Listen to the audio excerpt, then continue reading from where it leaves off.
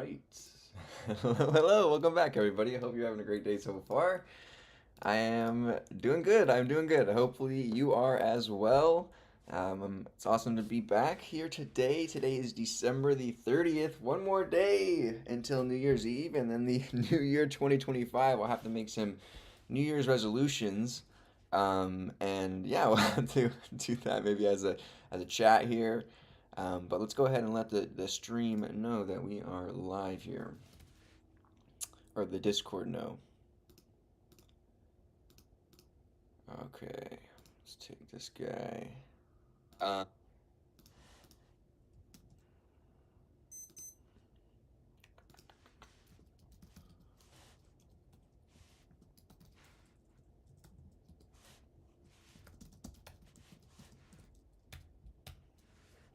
all right, there we go. All right, welcome in, everybody. Hello, hello. Let's get the lava lamp going. Gotta get the lava lamp going. I hope you guys are having a great day so far. I'm feeling good. How's it going, you guys? Hello, Copter. Welcome back. Welcome back. It's awesome to hear from you, Dat Steel. I think you were just beat, my friend. Just beat today by Copter. It looks like. Sorry, man. Welcome in. One day to 2025. Yes, actually 2 days for me. Still, a day and a little day and a quarter, I guess. Day and a quarter for me still. I'm still the 30th today. On the west coast of the USA here. Mahan, welcome back. Welcome in. Awesome. Well. Hello there, Vanch. Awesome. It's great to have you guys here. You guys are awesome coming in so quick here. Oh my gosh, this is amazing. Got a bunch of my homies here, my friends. Welcome. All right, Copter. Yes, not only Dev. Hey, bro, welcome in. I think that's the first time I've read your name. If not, I apologize, but hopefully I think it was. Welcome in. It's awesome to hear from you. Welcome to making a stream today. All right, we just started up. We just started up. Feels good. It feels good to be back. All right, we went back to work today. It was good. I did a lot of testing. I have to do like a full panel across my small pilot version. I completed my pilot version of my product, which just is a 1 liter solution of, well, I'll later expand into bulk production, but I completed that like a few before the break. I left on vacation. I'm testing it and everything, so I have to put it through a whole panel about 60 different tests that I have to calibrate and do all this different across different machines. And so I've been doing that and tallying up the results. I got about 85%, 90% done. I'm almost done with the testing, and then I can report it out to managers and everything. And yeah, it'll be awesome. It's really cool. How you guys doing? Welcome. Avinash, hello. Time to grind. Yes, awesome. Welcome back, you guys. It is time. It is time. I think I'm wearing the same thing I wore yesterday here, because don't judge me. I threw it on last night right before the stream because I showered before, and so I guess we're doing a double stream because I didn't want to go ahead and waste a good pair of clothing. It was only worn for a little bit. Anyways, so don't judge me here. I guess we're keeping the old CS stereotype alive, right? You guys wearing the same things over and over again. Uh, Arc, Arc 2005. How was Christmas? Oh, it was awesome. It was awesome. I got to see my family, catch up with them.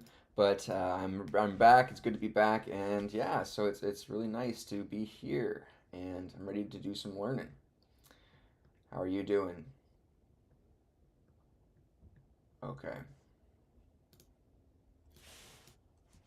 So I wanted to ask you guys, for those that are here into the stream, um, how are you feeling about the format so far? So we've been reading through this book. We're on page 266. We've been going pretty far here. Um, but I feel like we've been doing this kind of for a while now, and it might be nice to kind of start shaking things up. Maybe we do like a on-off schedule, like a Tuesday, Thursday we do DSA, one Monday, Wednesday, Friday we read out of some other book and start something else that kind of can get people riled up again. What do you guys think? Because we do have the Harvard CS50X course coming out that I think we might need to start working out in the new year. So that might be our first, task to kind of shake things up and maybe put DSA not on the back burner, but just, in tangent with something else. So yeah, or in parallel rather. So, um, we stopped at the end of 7.1 where we learned about singly linked lists, right? So, from my understanding, and I took some pretty poor notes here. I apologize. I need to go back through and do some updating of these notes. But so the singly linked lists where aren't actually arrays, right? We are no longer housing things within, lists themselves. We are creating classes or, object oriented, approach where we house data in certain, class objects, and then we can reference these objects by having a next reference to that next object. So, and then that basically we can, rather than housing things in an array and then having to iterate over things, we can easily just quickly jump from memory position to memory position within our system and access these various data points. Now, the linked list does have the data structure itself of a linked list, I guess you could call it, does have a position in memory itself, but it won't be as large, right? It's just the code of to create the object, the class itself, right? Um, for the linked list, but it won't, house, various slots for objects to then fit in like an array would. It's not contiguous in our memory sequence, and we can also probably have different objects data types that we can maybe be, linked to. Whereas with our arrays, we had to have the same data type to, iterate through them and things like that. So I wonder if that would be true as well. Um, all right. John, welcome in. It's great to hear from you. Yes, I'm eager to join y'all in that. Okay, cool. Yeah, so it sounds like people are interested in doing the the CS50X course coming up. Awesome, Ark. That's exactly what I am hoping for. Streams are fire for beginners like programs like me. Yes, exactly. That's exactly what I was trying to bring is a beginner perspective when I was doing research. When I was first starting out, and I was like, man, everybody online just kind of uses a lot of like jargon, and it just yeah, it would kind of throw you in the deep end fast, and you kind of sink and swim, and you probably pick it up pretty quickly from there. But it wasn't that smooth. Like it wasn't just a raw beginner's point of view from someone that's never seen it before. Like with no guard up, no judgments, no like I don't care if I look dumb. I'm learning, so that's the whole point. Is you have to look dumb, right, to learn. So it's just just drop those guards and just let it be. And yeah, it's just yeah, that's what I wanted to bring. No, Tim, no Prof Deming, just definitely not there yet. Maybe one day we'll get to that level. All right, cool. All right, so let's continue on to 7.2 here, and I'm gonna need to take some better notes as I go because this is going to um, get more difficult, and I need to do a better job about keeping up with my notes here because I just get caught up in reading and doing examples like through the whiteboard and stuff, which is fun, but we need to notes. Vance says exactly how I felt after going into CS without any experience from high school, surviving right now. LOL. Oh, nice. Yeah. So hopefully this can be like a bridge. We can do it together, right? Um, so here we go. So in section 6.2.2, we introduced the notion of a circular array. Right, where we have a queue, right, where rather than the circular array that was mentioned, right, in the previous chapter in 6.2.2 was the queue, where rather than having a queue that dynamically just increases in size and has just a ton of none values being filled in as we, remove or pop elements off from the front of the queue, per just the definition of a queue, rather than just having an array increase and having a memory just being taken up arbitrarily, we can have this dynamic of a circular array or circular queue where we can have a fixed number of slots. And yes, if we ended up having a fixed number of 10 and 10 objects get loaded in right away into the queue, well, then we need to expand, no doubt. But if we have just 5 objects get loaded in, well, there's no point in, keep filling it up and we just keep swapping in 5. So the idea of a circular queue or array, as mentioned before, was that you have that fixed quantity of slots in your array, and as items get removed, you just keep a placeholder as what the next element would be in iteration, right? The next index. And as items get then filled back in or people enter the queue, they just swap into those those places that the previous values were. So hopefully that kind of makes some sense. So thus you don't have to keep expanding the array. Rather, you can have 10 slots and people keep circling in and out and in and out, right? Think of like loops on a belt, right? Those are like slots, and you have like 5, 10 of them around you, and you can just keep going around and around and around, really, unless you need to get a bigger belt or bigger size pants, really. Um, okay, here we go. We're doing a lot of talking already, but bear with me, guys. If you guys are enjoying the stream and here with me today, please throw it a like. It helps, to grow the channel and keep getting the community bigger. It's so awesome that people keep joining, and YouTube seems to be, pushing our videos and our streams out to people. So it definitely is helping, and all the more eyes and the more chats that we get, it just helps everybody in the long run. So yeah, let's just if you guys are enjoying it, follow along. I love having you guys here with me. It makes it just so much more enjoyable than it already is. It's already fun. Okay, let's keep going. We got a couple of chats here really quick. Chat GBD, chat jibbity. Boston sighting in the textbook. Hey, William Gabriel, how's it going? No way. I'm not sure what you mean by that, but how's it going? Not sure how I shocked you here, but welcome, welcome. All right. Hello, web internet. Hello, it's awesome to hear from you. How's it going? Okay. Okay, so yeah, the array of a circular structure. It was the use of our modular arithmetic when advancing an index from the last slot to the first slot that provided such an abstraction. In the case of a linked list, there is a more tangible notion of a circular linked list, right? We can have the tail of the list use its next reference to point back to the head of the list, as shown in figure 7.7. Remember that we had two slots within each portion of the node here, where we have the actual element itself, or in actual theory, the reference to the element in memory, and then a reference to the next element, so we can easily track and traverse down the chain in the linked list. And so now we're going to loop back to the head from the tail. Okay. So we'll do circularly linked list.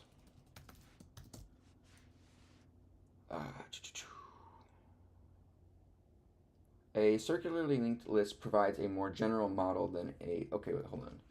So in the case of linked list, there's a more tangible notion of a circular linked list. We can have the tail of the list use its next reference point, right? The tail of the linked lists use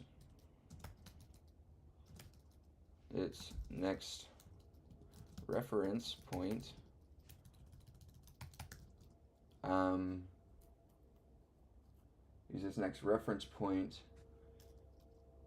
reference to point back to the head of the list, right?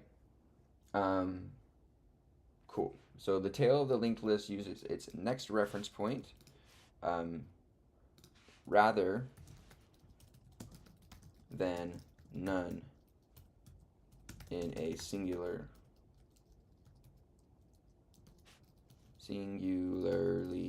linked list. Okay. Okay. Awesome. Lots of emojis flying about. You guys are great. You guys are great.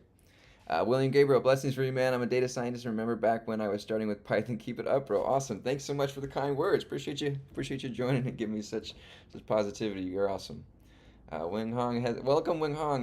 Welcome back. It's awesome you're here. Welcome.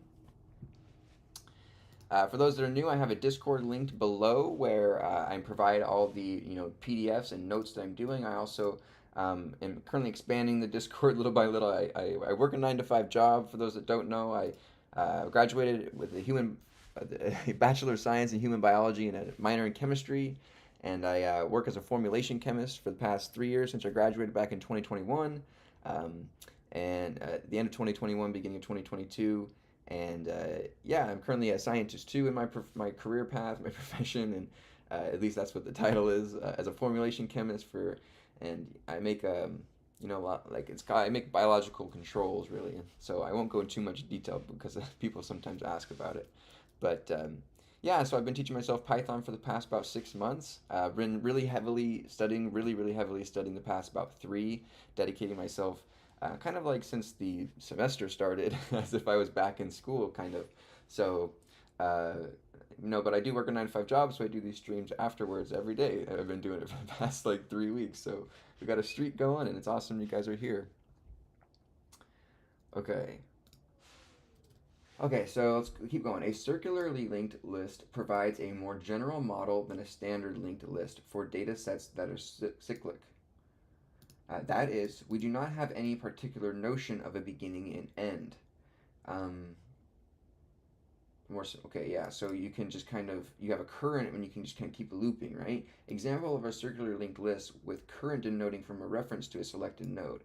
A circular view similar to figure 7.8 could be used, for example, to describe the order of train stops in the Chicago loop, or the order in which players take turns during a game. Even though a circularly linked list has no beginning or end per se, we must maintain a reference to our particular node in order to make use of the list.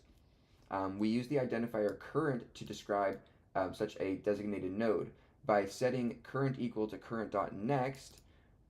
So the current equals the okay, so the new current value would equal to the previous current next reference, and we can effectively advance through the nodes in the list. Okay, cool. So um, we'll say examples are one. It gave us some order of train stops in the Chicago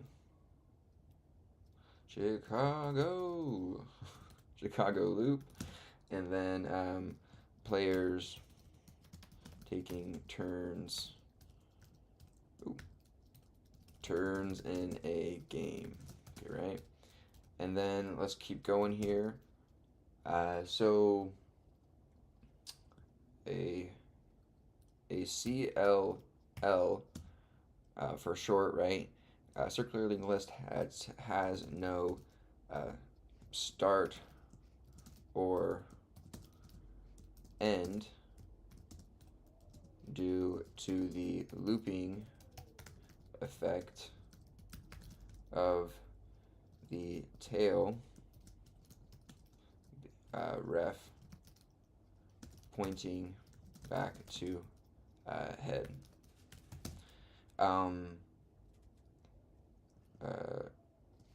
This being said, we must maintain a we'll do current variable to house the location or node we are currently at, right? So we'll be like this and say current is equal to current dot next, where we'll say where current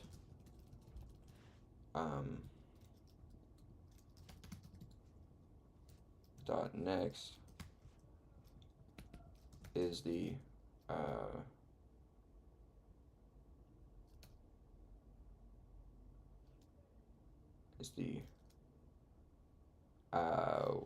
yeah, I'll just say that.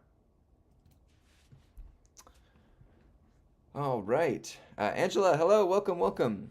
Hazan, you enrolled in a class. No, not right now, but in just a couple of days, come in 2025 Harvard CS50X, we will be taking and starting up that course and I'm doing it as a stream together. So please stick around and do that. And if you want to, do it alongside with me and submit the problems alongside me, and it'll be a great opportunity to work on it collaboratively. All right, so awesome. Round robin schedulers. Okay, here we go. Next thing, round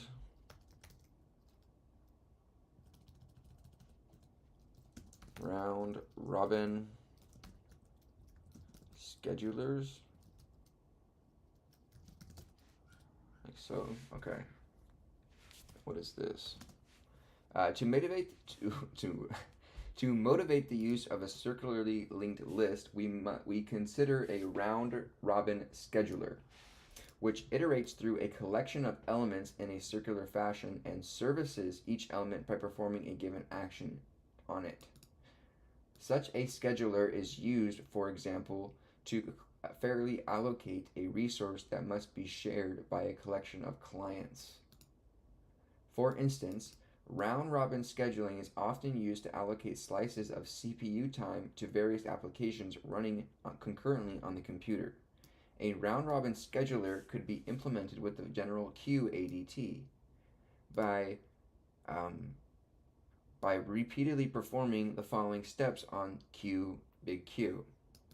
So we have element is equal to Q dot DQ, so we house the element, service element E, and Q dot NQE.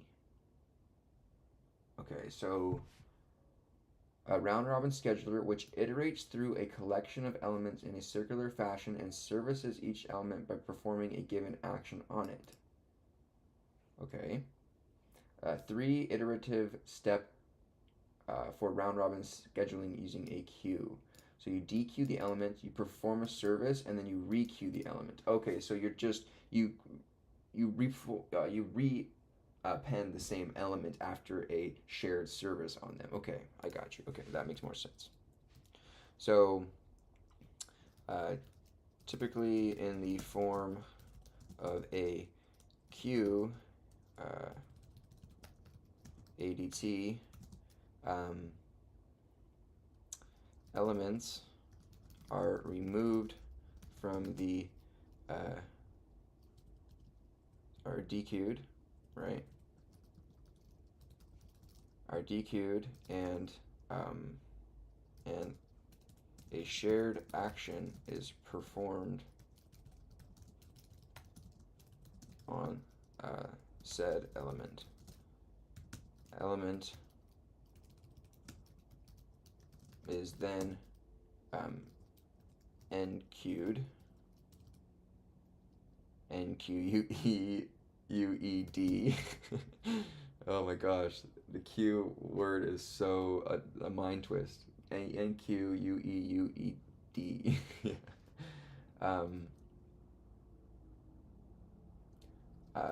Back into the queue.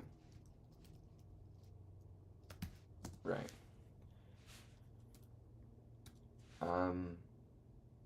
So if we use of the linked what? If we use of the linked list class of section 7.1.2 or linked queue class in 7.1.2 for such an application, there is unnecessary effort in the combination of DQ operations followed soon after by an NQ of the same element.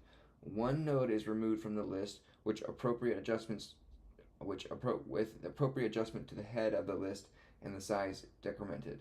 And then a new node is created to reinsert at the tail of the list and the size is incremented. If using a circularly linked list, the effective transform of an item from the head of the list to the tail of the list can be accomplished by advancing a reference that marks the boundary of the queue.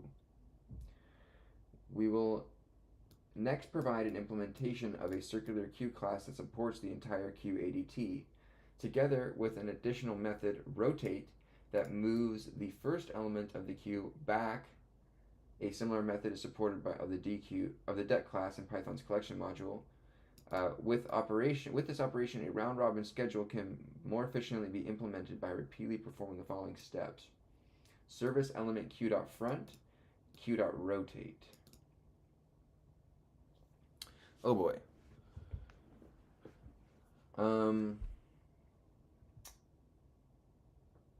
So we use, if using the circular same element, one node is removed from the list with appropriate adjustments to the head of the list and size decremented, and then a new node is created to reinsert at the tail of the list and the size is incremented. If using a circular linked list, the effective transfer of an item from the quote head of the list to the tail of the list can be accomplished by advancing a reference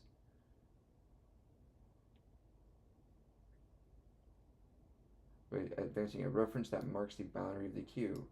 We will next provide an implementation of the circular class. Okay. Implementing a queue with a circularly linked list. To implement the queue ADT using a circularly linked list, we rely on the intuition of figure 7.7, in which the queue has a head and a tail, but with the next reference of the tail linked to the head. Given such a model, there is no need for us to explicitly store references to both the head and the tail. As long as we keep a reference to the tail, we can always find the head by following the tail's next reference. Code fragment 7.9 and 7.10 provide an implementation of a circular queue class based on this model. The only two instance variables are underscore tail, which is a reference to the tail node, or none when empty, and underscore size when the current number of elements in the queue, which is the current number of elements in the queue. When an operation involves the front of the queue, we recognize the self.tail.next as the head of the queue. When NQ is called, a new node is placed after the tail but before the current head, and then the new node becomes the tail. In addition to the traditional queue operations, the circular queue class supports a rotate method that more efficiently enacts the combination of removing the front element and reinserting it at the back of the queue. With the circular representation, we simply set self.tail equal to self.tail.next to make the old head become the new tail, with the node after the old head becoming the new head. Oh boy. So we have class circular queue. We have a class underscore node because it's omitted here, but it's similar to the link stack class. So it has the, remember the dunder steps with the two attributes inside of it. So when we initialize a circular queue for self, we give a tail is equal to none and a size is equal to 0. The length will return the size, and it is empty, return self.size is equal to 0.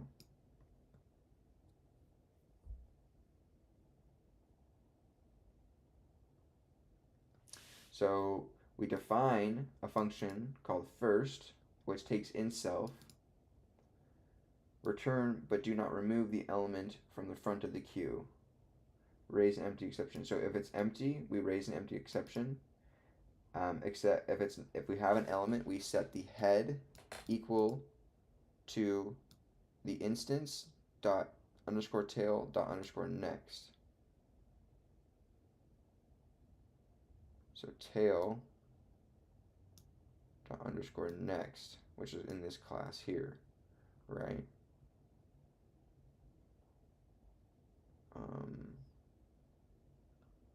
Yeah. Okay.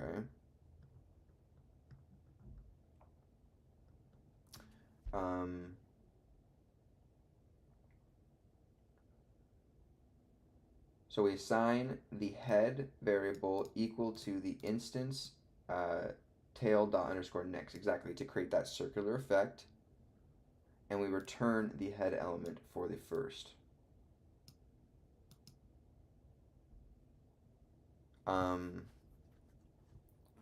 For DQ of the instance itself, we're going to, if it's empty, raise the queue as empty. We're going to call the variable old head is equal to the, that variable from above, the self tail next. If the size is equal to 1, tail is equal to none, meaning that we only have one element, so we only have a head. and it's by technically a tail, but we set it to none. Else, right, we have a value greater than 1 or 0, or probably greater than 1 in this case, right? We set the tail next equal to old head dot underscore next. So old head housed the old head of the list. If we remove an element, we're going to set old head underscore next, which will be the next reference in the array, equal to the next reference from the tail. Exactly. Okay, got you. We need to reassign the tail back to that new head if we remove the header, right? That's what's happening in the queue, right? So if we have a queue with some slots in it, right? This is going to be our head, and this is going to be our tail, right? So if we're greater than 1 here, right, we're going to do this, right? So we're going to set our old head, our current head, right, equal, right, whatever the tail's referencing is equal to the old head, right?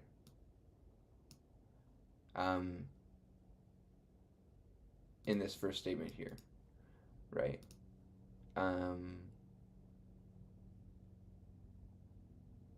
So we're going to set tail next to reference this guy and remove this guy out. This becomes old head, and this becomes new head right here. And that'll get rid of this.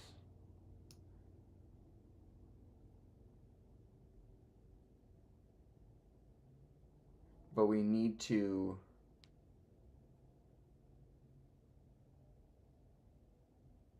then some sort of operation is going to happen on this guy, and he'll be reinserted back here, right, for NQ.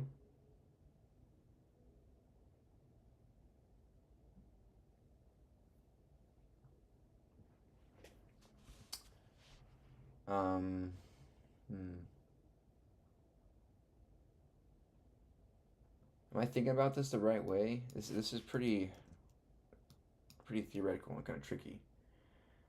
Let's say we have a couple. Let's just clear this. So we have some queue, right? And let's say we have 3 slots in this queue. We have a head, and we have a tail. Okay. Our tail references back to the head. Our head references to our middle, and our middle references to our tail. Okay.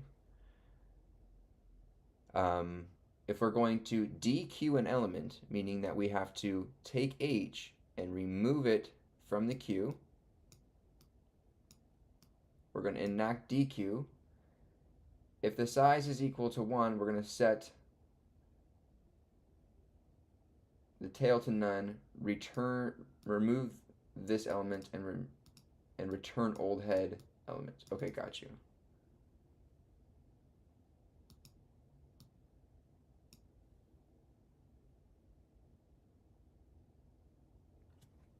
Else, the reference from the tail, right, the tail reference right here, this long curve, gets applied to the old head dot next reference.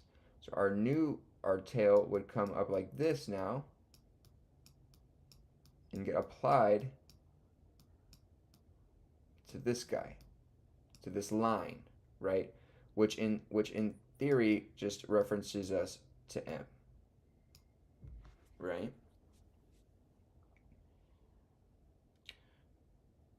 Because this is now technically, quote, old head,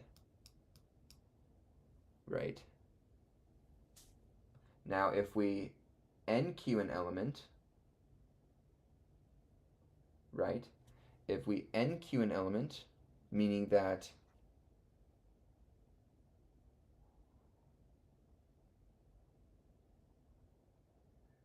newest is equal to a new node, right, with an element and a value of reference of none. If the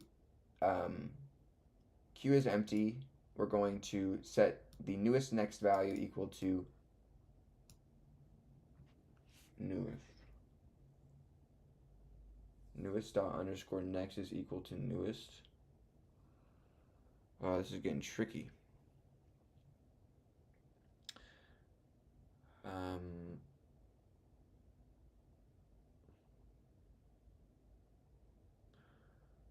If it's empty, we're going to assign newest is just a reference to that new node, right? So the next reference is equal to newest because it initializes the circularness. Okay, yes, because if we only have one element in the queue, right, if it's empty, we're going to assign the newest right here, and it'll just link back to here, right? Exactly. Newest next is equal to newest. These lines are the newest dot underscore next. Else, we're going to assign, if it's not empty, meaning we already have a value in here, so we'll have a head, right? If it's not empty, we're going to assign the newest next. So this points, this rotates back to here, right? This is our current queue. We're going to assign the newest next, the line for the newest. New node points to head. The instance itself here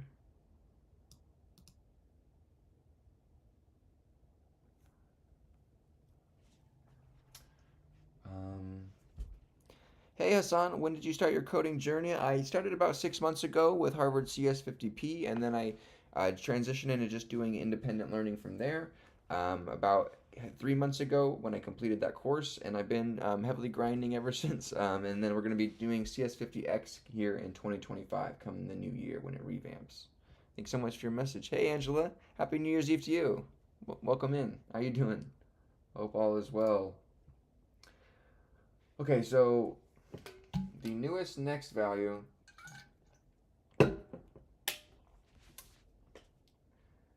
so we're going to add in an element, right? We're going to add in an element and make it, because we're not doing, there's no appending here. We're creating a reference to a new element, right? So we're creating a newest next reference. So we're adding a newest next is equal to self.tail.next, which rotates back to here.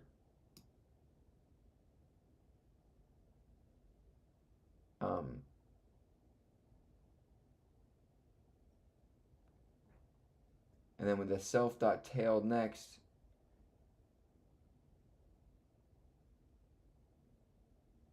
the old one, this one, gets assigned to newest. Exactly. So we're going to now remove this guy and assign it here. Boom. Hey, Walkthrough Killer. Welcome back. It's awesome to hear from you. How you doing today?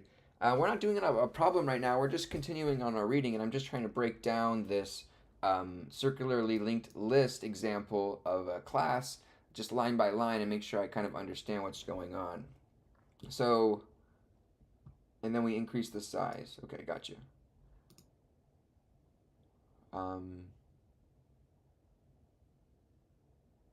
Self.tail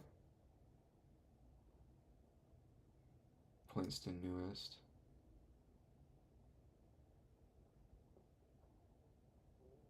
Oh yeah, the tail. This becomes our tail. Exactly.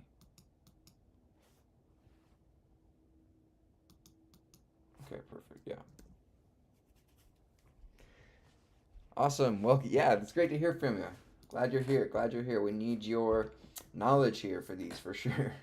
Okay, so the def rotate then, if the size is greater than 0, we're going to set the tail equal to the next value, old head becomes the new tail. So did I call rotate in here at all? No, we didn't call. Old head becomes a new tail. So the tail value, so if we have a Q, the tail value, we have a head and a tail, right, for this circularly linked list. um, we set the tail equal to whatever the next value is.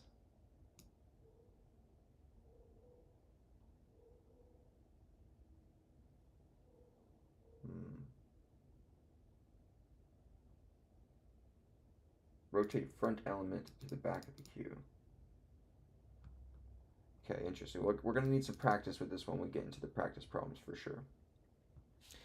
Hey Inish, how you doing? Welcome in. It's great to hear from you. How you doing? Welcome, welcome. Hope you are well. Okay, let's keep going here. Um, so anything else on the round robin? No. Okay, let's keep going here and let's try 7-3 here. Doubly linked lists. All right.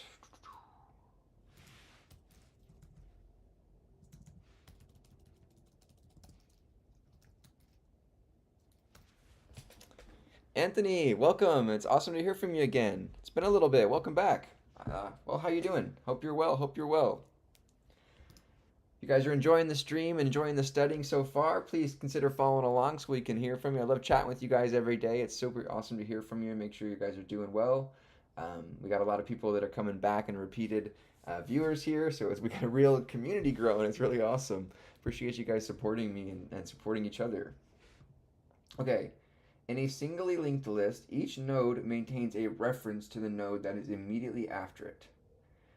We have demonstrated that usefulness of such a representation when managing a sequence of elements. However, there are limitations that stem from the asymmetry of a singly linked list.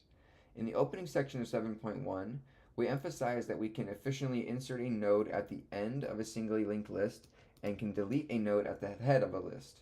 But we are unable to efficiently delete a node at the tail of the list. At the tail of this. More generally, we cannot efficiently delete an arbitrary node from, okay, yeah, because we cannot delete a node at the tail or at the arbitrarily at the beginning or the middle at the tail because we'd have to traverse all the way down. It's not efficient. And then we'll say, more generally, we cannot efficiently delete an arbitrary node from an interior position of the list if only given a reference to that node because we cannot determine the node that immediately precedes it. The node to be deleted yet, the node precedes the node to be deleted. Yet the node needs to have a next reference updated, right? So we can't just, what it's saying is we can't just have our Q here, have a head, a middle, and a tail. If we want, we can't just go ahead and efficiently just remove tail right off. We can't do a dot pop, right? This isn't a list. We can't do that. We'd have to go from head to middle to tail. And then remove that value and update the values from there. So it's not efficient to do that. Or we couldn't do, we couldn't just say, oh, we want to remove this value, middle, because we need to know what its previous reference was. That's unknown, right? We can't just say, oh, take M out. We need to know what the previous reference was, which is the head, and then start from there and do the same effect, basically. Okay.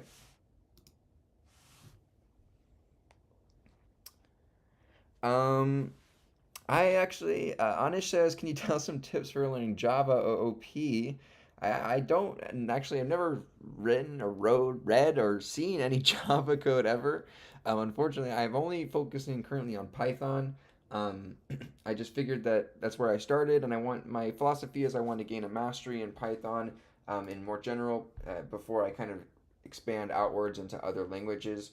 Um, Now, we are taking the CS50X course, so we will get exposure to some other stuff in there, but I mainly am kind of interested in Python for right now, just because that's kind of what I know, and I want to get really good at a language before branching out, kind of going against the grain of what kind of everybody does, which is just kind of collect languages. Right, so, all right. But hopefully someone in here can maybe suggest something. Hello, Geodasher. Welcome back. How you doing? Um, okay. To provide greater symmetry, we define a linked list in which each node keeps a explicit reference to the node before it and a reference to the node after it. Such a structure is known as a doubly linked list. Okay. Doubly linked list. A linked list in which each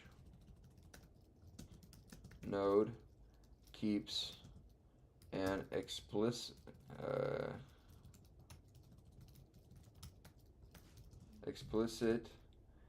reference to the node before it and a reference to the node after it. Cool. We'll go here, go examples.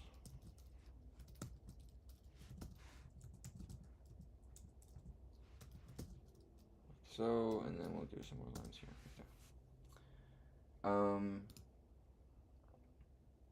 These lists allow for a greater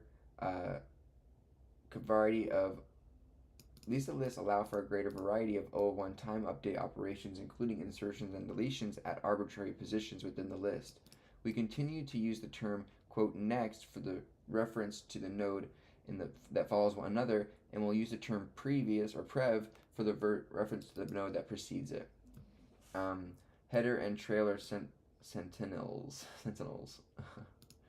In order to avoid some special cases when operating near the boundaries of a doubly linked list, it helps to add special nodes at both ends of the list, a header node at the beginning of the list and a trailer node at the end of the list. These dummy nodes are known as sentinels or guards, and they do not store elements of the primary sequence. A doubly linked list with such sentinels is shown in figure 7.10. Interesting. Okay, so you have a trailer or a header node, or we'll do a doubly linked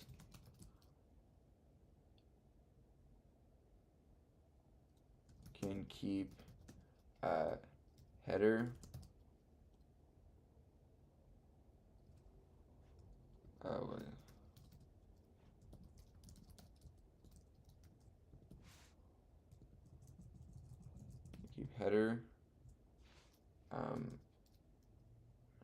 node at the beginning of the list and a trailer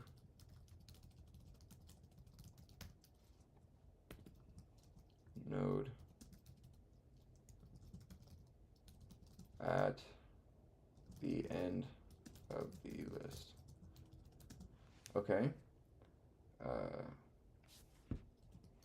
So these are, quote, dummy nodes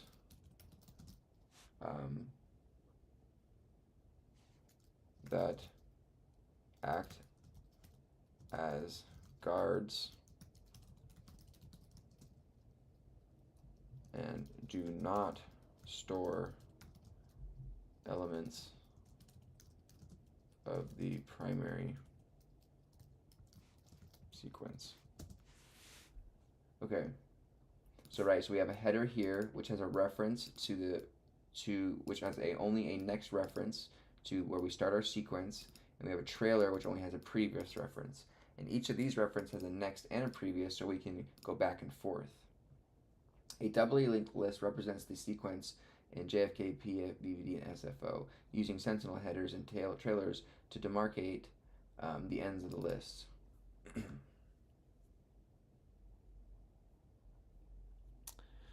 No, I think, Hassan, it's revamping in 2025 to a more updated version, so that's why we're going to wait for it to do that one. Come January 1st, I believe. When using sentinel nodes, an empty list is initialized so that the next field of the header points to the trailer, and the previous field of the trailer points to the header. So that the previous field, wait, hold on. When using sentinel nodes, an empty list is initialized for the next field of the header, okay, and the previous field for the trailer, got you. The remaining fields of the sentinels are irrelevant, presumably none in Python. For non-empty list, the header's next reference will reference the node containing the first real element of a sequence, just as the trailer's previous references the node containing the last element of a sequence. Exactly. Advantage of using sentinels. Although we could implement a doubly linked list without sentinel nodes, as we did in our singly linked list,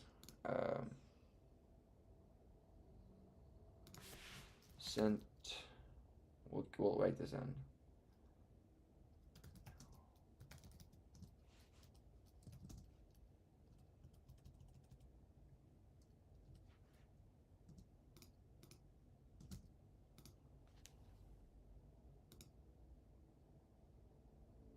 Okay. Although we could implement a doubly linked list without sentinel nodes, the slightly extra space devoted to the sentinels greatly simplifies the logic of our operations. Most notably, the header and trailer nodes never change, only the nodes between them. Furthermore, we can treat all insertions in a unified manner because a new node will always be placed between a pair of existing nodes. In similar fashion, every element that is to be deleted is guaranteed to be stored in a node that has neighbors on each side.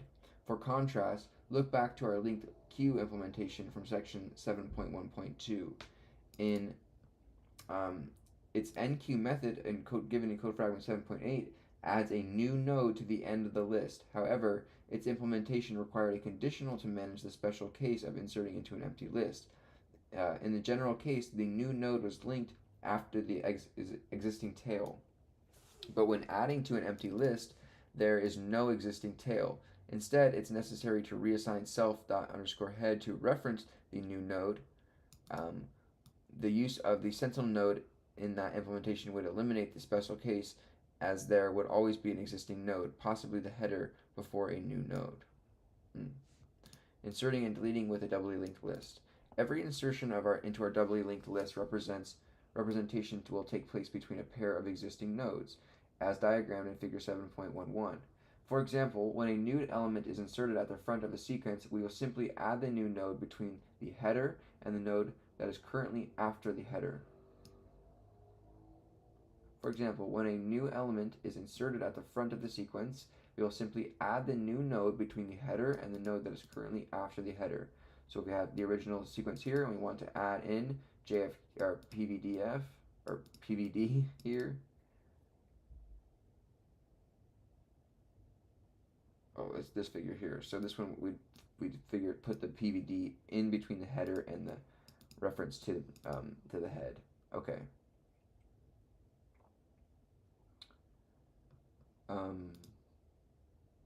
For example, when a new element, we simply add an element to the node between. For example, when a new element is inserted at the front of the sequence, we simply add the.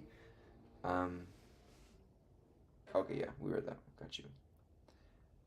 So in this sequence, when got you. So we can insert it in the middle or at the end here, or anywhere really with the doubly linked with headers and trailers. Okay. The deletion of a node, portrayed in figure 7.13, proceeds in the opposite fashion of an insertion.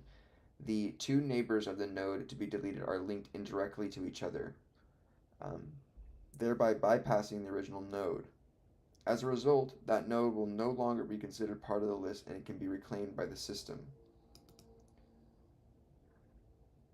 Because of our use of sentinels, the same implementation can be used when deleting the first or the last elements of a sequence, because even such an element will be stored at nodes that lie between two others.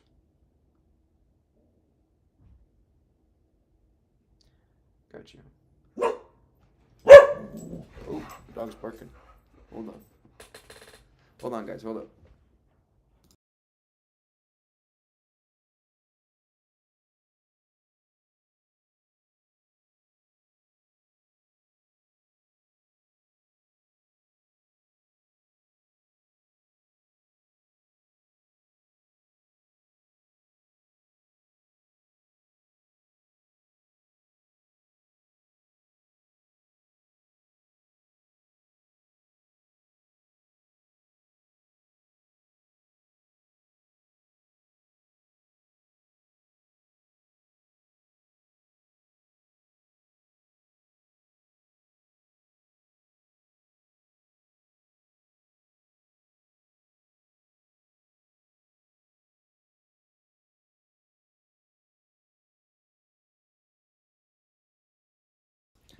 All right, I'm back, you guys.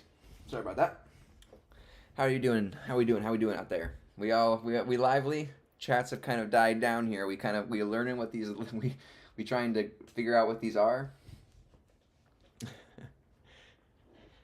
These doubly linked lists and these circular lists, are people just kind of trying to grind them out with me here? Okay. Basic implementation here. We begin by providing a preliminary implementation of a doubly linked list in the form of a class named underscore doubly linked base. We intentionally name the class with a leading underscore because we do not intend for it to provide a coherent public interface for general use. We will see that linked list can support general insertions and deletions in O of 1 worst case time, but only in the location of an operation can be I hate this word. Identified.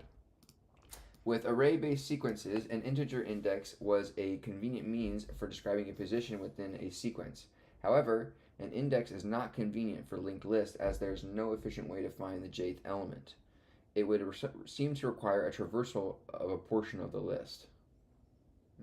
When working with a linked list, the most direct way to describe the location of an operation is by identifying a relevant node of the list. However, we prefer to encapsulate the inner workings of our data structure to avoid having users directly access nodes of a list.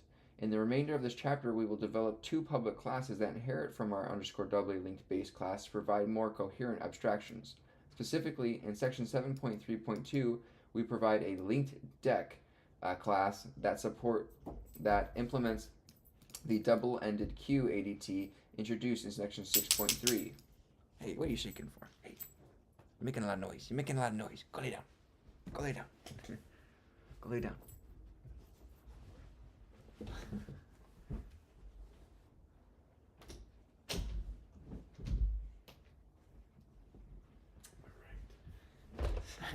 Sorry, my dog's shaking up, making a lot of noise. 650 subs. Wow, thank you guys so much for 650. So in hindsight, what do you recommend for a new coder, books or classes? Well, I think everybody's different, but I like books that give me examples. They've been really helping me to kind of understand things, using the AI to help break things down as well. I haven't, that's all I've really been using. I only took CS50P, so just, you can take that with what it's will, right? I've been able to create a few projects so far, and yeah, yeah. Hopefully that answers your question. Okay, so this is getting complex here. We provide a linked deck class that implements the double-ended queue ADT introduced in section 6.3 that only supports operations at the end of the queue, so that there's no need for user to identify an insertion position within the list. In section 7.4, we introduce a new positional list abstraction that provides a public interface that allows arbitrary insertions and deletions from the list. Our low-level underscore doubly linked base class relies on the use of the non-public underscore node class that is similar to that for the singly linked list, as given in code fragment 7.4, except that the doubly linked version includes a underscore prev attribute in addition to the next and elements attribute, as shown in code fragment 7.11. So now our node class is going to have slots, is going to have an element and a previous and a next. So when we're creating nodes, we're going to have these attributes associated with it. We need a previous in there as well. The remainder of our doubly linked base class is given in code fragment 7.12. The constructor instantiates the two sentinel nodes and links them directly to each other. We maintain a underscore size member and provide public support for under length, and is empty so that these behaviors can be directly inherited by the subclasses. Okay. Doubly linked base. A base class providing a doubly linked list representation. So you have class underscore node, which is from up here. So in initialize, when we initialize, we have a header is equal to node, or creation of a node with none element, no previous, and no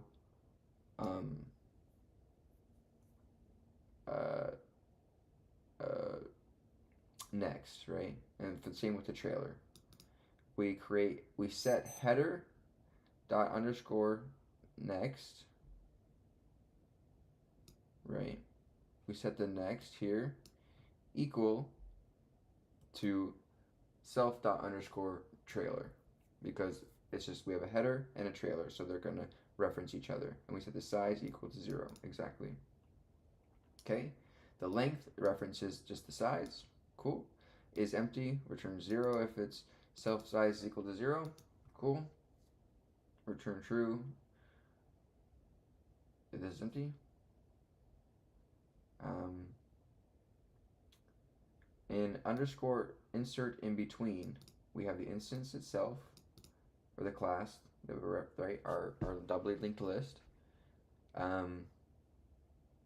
We have the element we want to insert. We have a predecessor and we have a successor.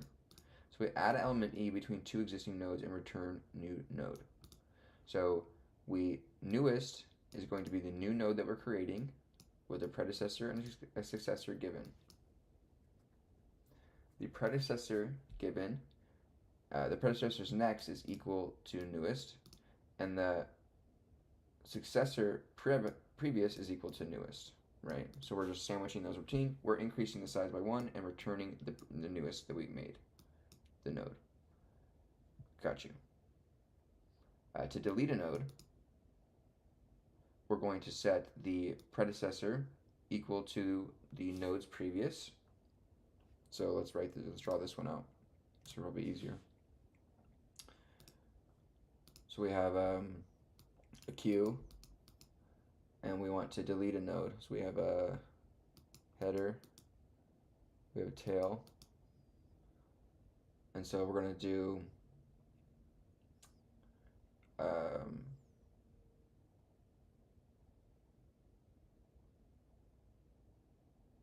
and we're going to insert here. We're going to delete element M. We're going to delete X here. So we're going to remove this element. We're going to set the predecessor is equal to node.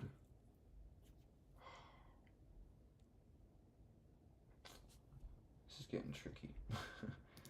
So the predecessor one comes before the node is set to the node given, the previous value is set to the predecessor. Okay. The successor is set to the node's next. Yes, so that's the pred. This is the success. The predecessor's next is set to successor, and the successor prev is set to header, is set to the prev. We decrease the size by 1, and we return this element X out. And we set the node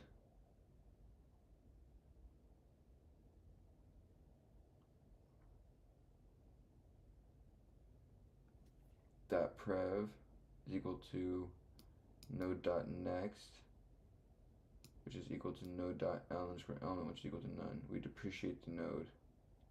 We set them all equal to none, and return the deleted element.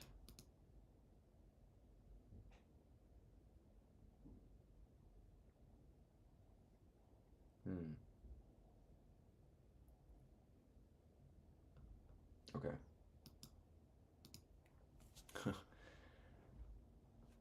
Hopefully you guys are following me here. Okay. It's a little bit more of a quiet one.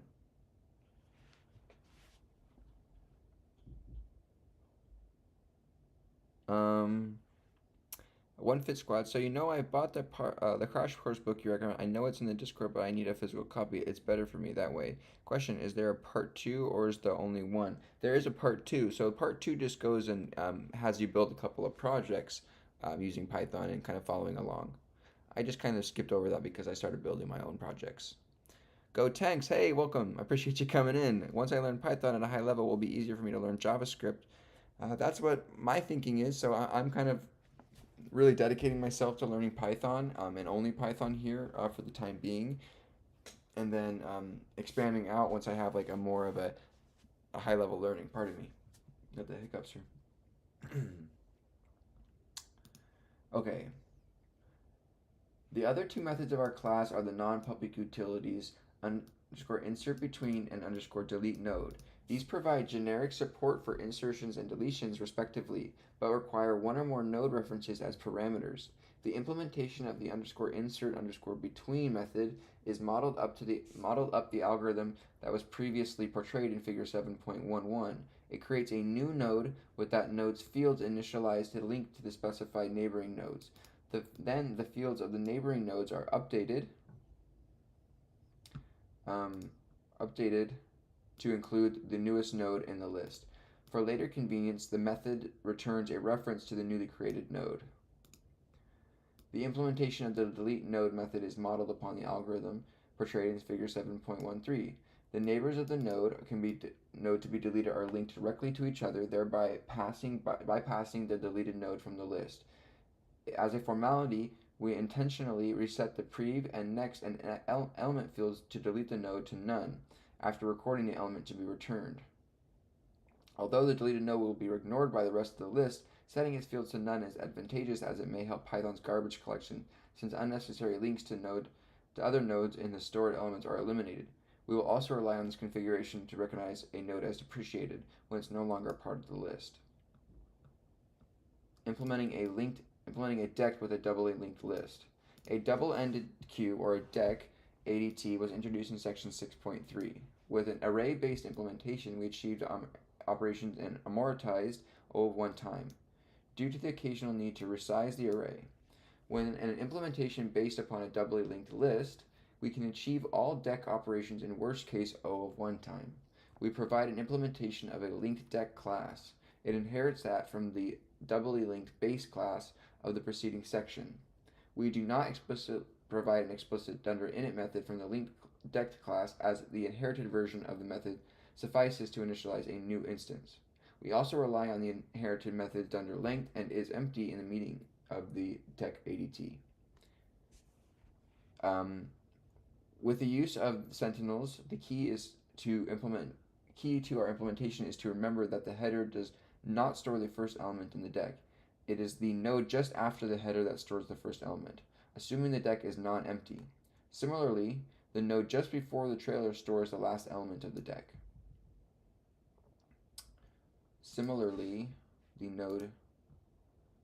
With the use of sentinels, the key to our implementation is to remember that the header does not store the first element in the deck. It's the node just after the header that stores the first element, exactly.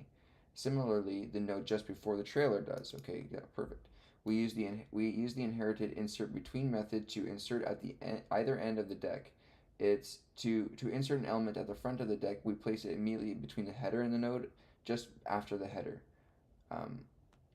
An insertion at the end of the deck is placed immediately before the trailer node. Note that these operations succeed even when the deck is empty. In such a situation, the new node is placed between two sentinels. When deleting an element from a non-empty deck, we rely upon the inherited underscore delete node method, knowing that the designated node is assured to have neighbors on each side, with the header and the trailer. So we can create a class as a linked deck, and we have a parent doubly linked base class. So we have a first, which is returns the header next element, right? We have a last, which returns the trailer previous element. We have an insert first, which we do call an insert element between, which element is then called the header and the header next. And we have an insert last, which we do an insert between the trailer previous and the trailer. We have a delete first method, which we do the delete node on the header next, right? And then we have a delete last, which returns self.delete node on the previous trail. Got you. That seems, I like this one. This one I understood a little bit better.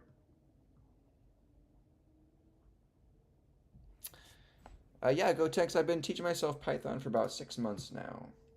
Um, on and but for more seriously and heavily, the past about three. Okay, let's keep going here. 7.4.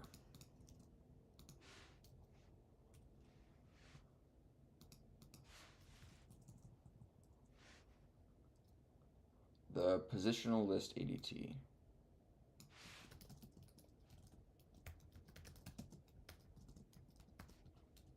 Okay. The abstract data types that we have considered thus far, namely stacks, queues, and double-ended queues, only allow update operations that occur at one end of the sequence or the other. We wish to have more. We wish to have more general abstraction. For example, although we motivated the first in first out semantics of a queue as a model of customers who are waiting to speak with a customer service representative or fans who are waiting in line to buy tickets to a show, the queue ADT is too limiting. What if a waiting customer decides to hang up before reaching the front of the customer service queue? Or what if someone who is waiting in line to buy tickets allows their friend to cut in line at that person or that position? We would like to design an abstract data type that provides a user a way to refer to elements anywhere in a sequence and to perform arbitrary insertions and deletions.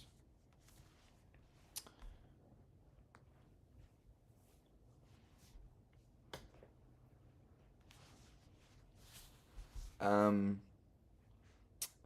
One Fit Squad says, in these 6 months, what are your two biggest takeaways that apply across all levels?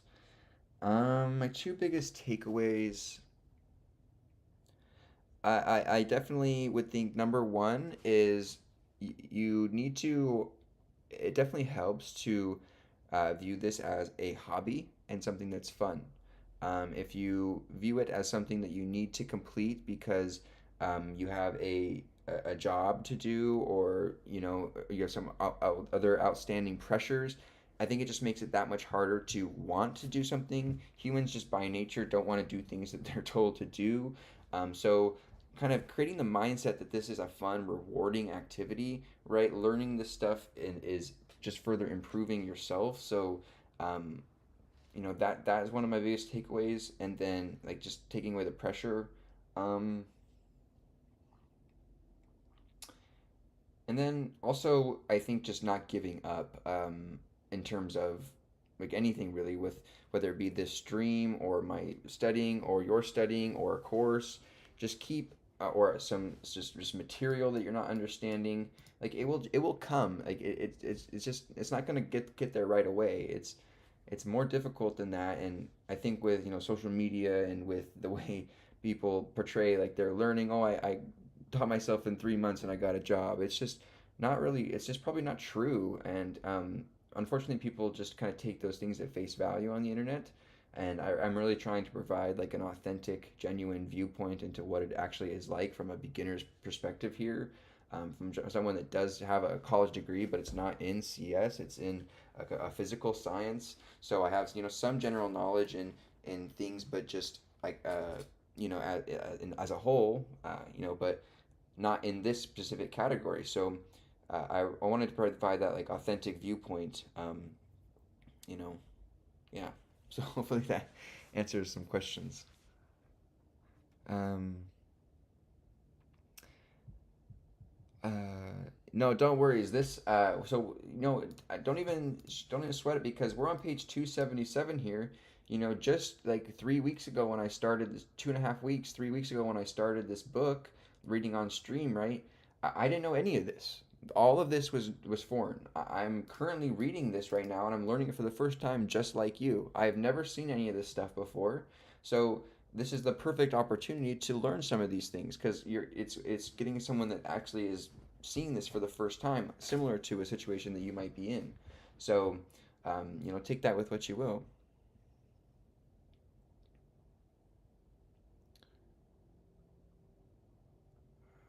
I'm about 1 month in as well. Yes, currently learning APIs. I've known how to code for around 5 years, but I've actually stopped coding for a few years and recently got back into it. I missed it. My level is just slightly below expert to professional. Um, I'm not sure what your question was there, but there wasn't a question mark anywhere or a question in that paragraph, but awesome. One fit. So mindset is the collective takeaway. Got it. Yeah. It's definitely this is not like, going outside and playing basketball where you can physically see a shot go in the hoop and you're like, oh, I'm getting better. I can see more and more go in.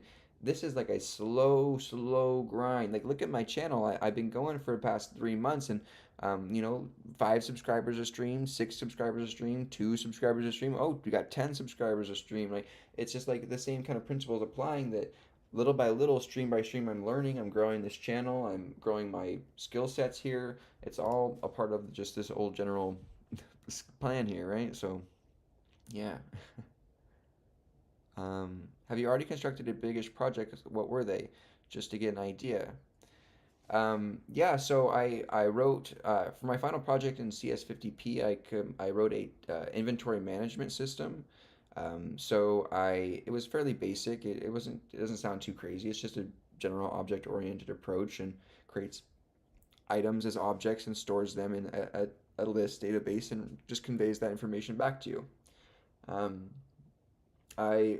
for those that don't know, I graduated back in 2021 with a Bachelor of Science in Human Biology and a minor in chemistry.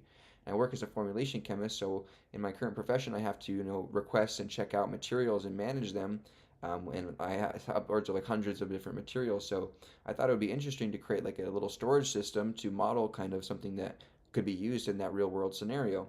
So it was something I was passionate about because I had some real world application, and I went ahead and wrote it out. So I have a demo video on my channel if you want to check that out. It's the Harvard CS50P final project demo. That's what I submitted for that final. And then shortly after that, when we were working through Python Crash Course live on stream, right?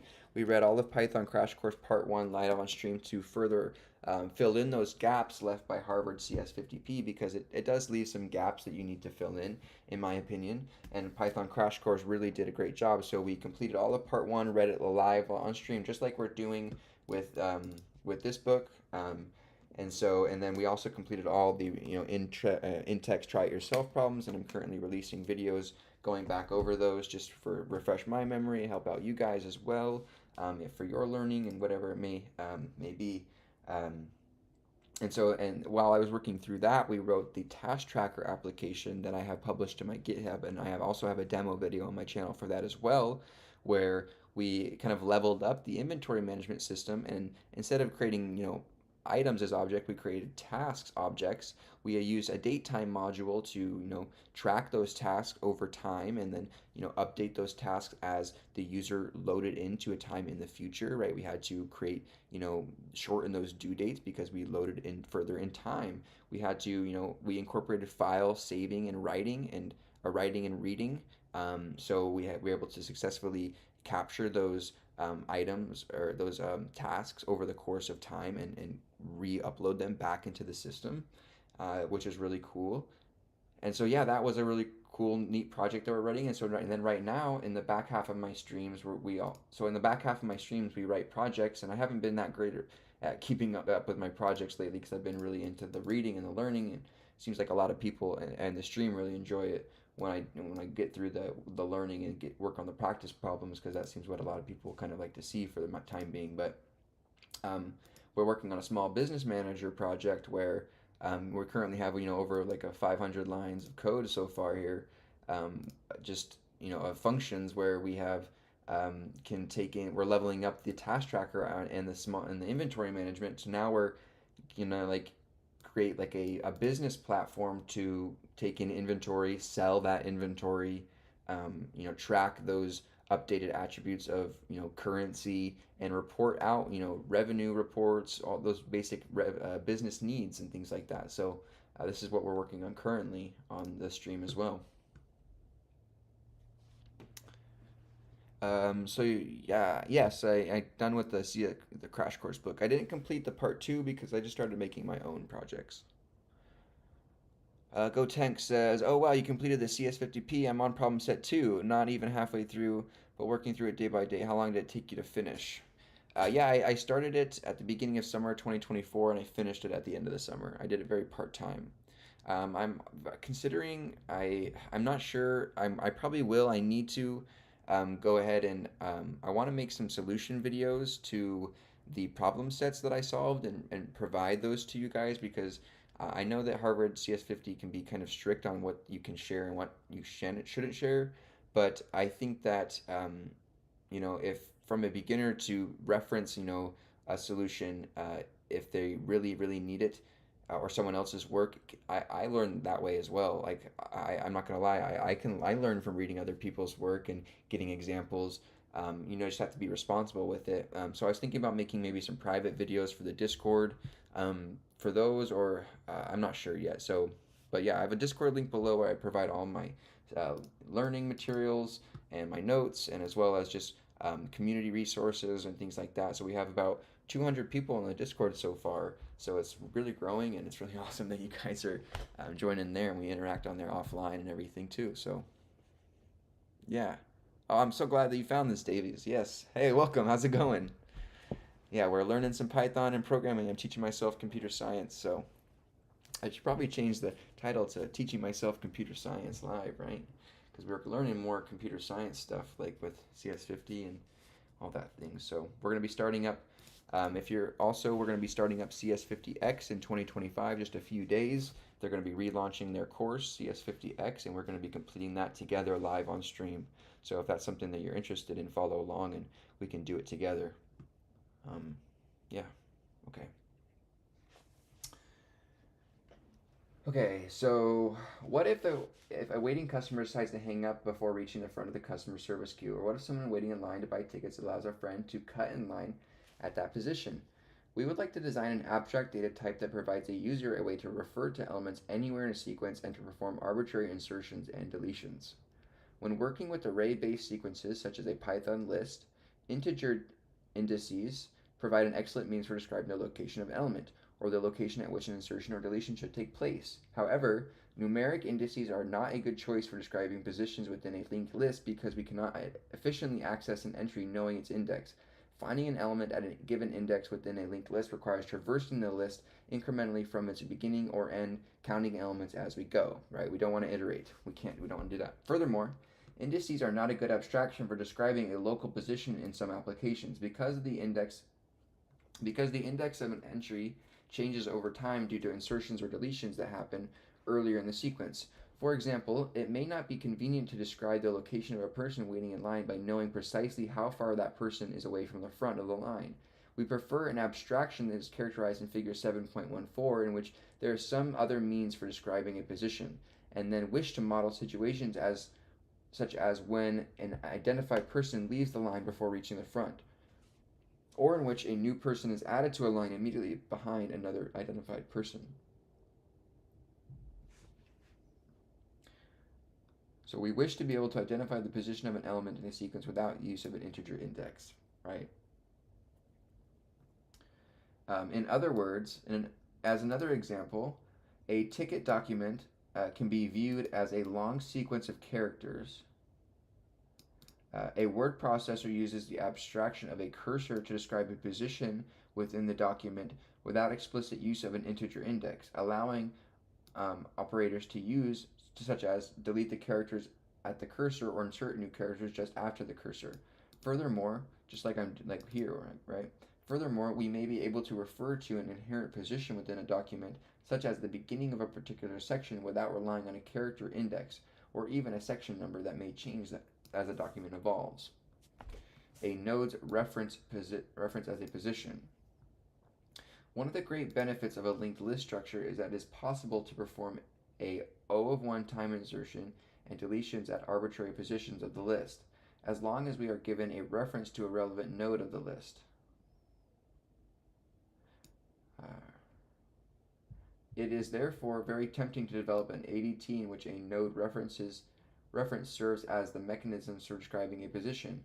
In fact, our doubly linked base class in section 7.3.1 has methods insert between and delete node that accept node references as parameters. However, such direct use of nodes would violate the object-oriented design principles of abstraction and encapsulate that were introduced in Chapter 2. Therefore, there are several reasons to prefer that we encapsulate the nodes of a linked list for both our sake and for the benefit of users of our abstraction.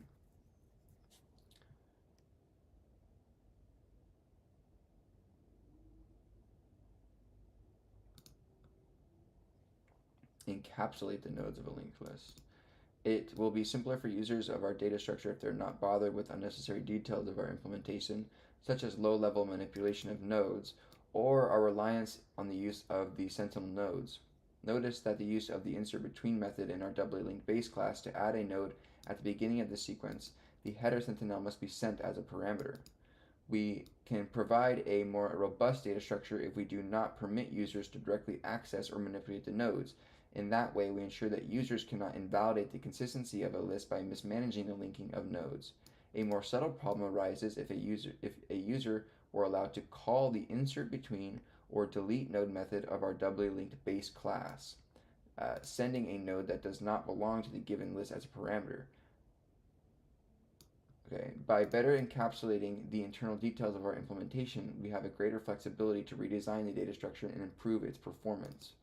In fact, with a well-designed abstraction, we can provide a notion for a non-numeric position, even if using an array-based sequence. For these reasons, instead of relying directly on nodes, we introduce an indented position abstraction to denote the location of an element within a list. And then a complete positional list ADT that can encapsulate a doubly linked list or even an array-based sequence. What is going on? The positional list abstract data type.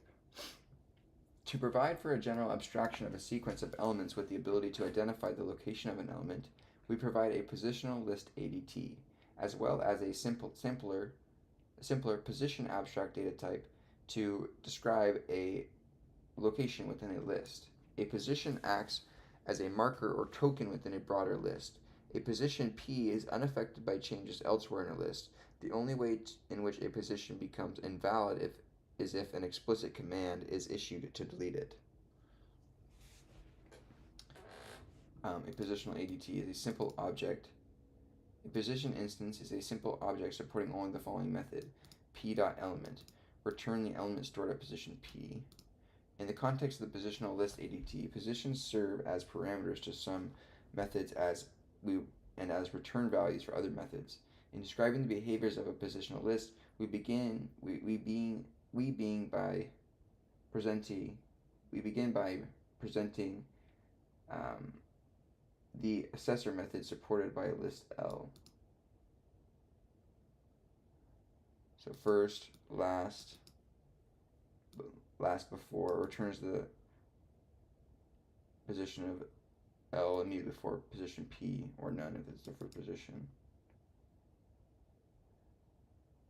The positional list ADT also includes the following update methods: add first element, add last element, add before PE, add after PE, replace PE, delete PE. For those methods of the ADT that accepts a position P as a parameter, an error occurs if P is not valid for a position in list L. Note well that the first and last methods of the positional list ADT return the associated positions, not the elements. This is in contrast to the corresponding first and last methods of the dec ADT. The first element of a positional list can be determined by subsequently invoking the element method on the position as l.first.element. Okay, this is getting really abstract here.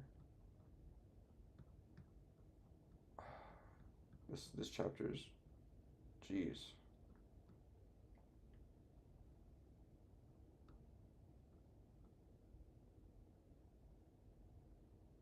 I think we need to break it from this for today. I'm kind of losing my steam here with this data structures for today. A lot of information coming here. I really don't understand what a positional list abstract data type is. Positional.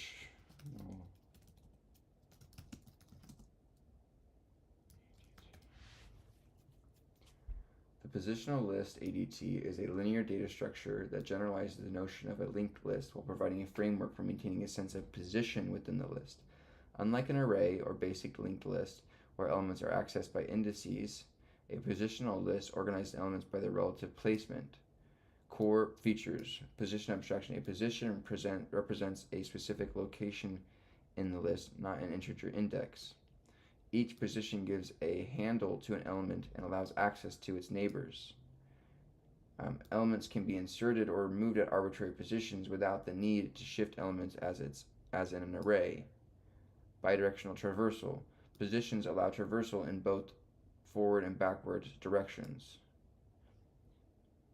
Okay, so we're just using a positional rather than like iterables and lists. Okay. Interesting. Okay. What time is it? 35. Okay.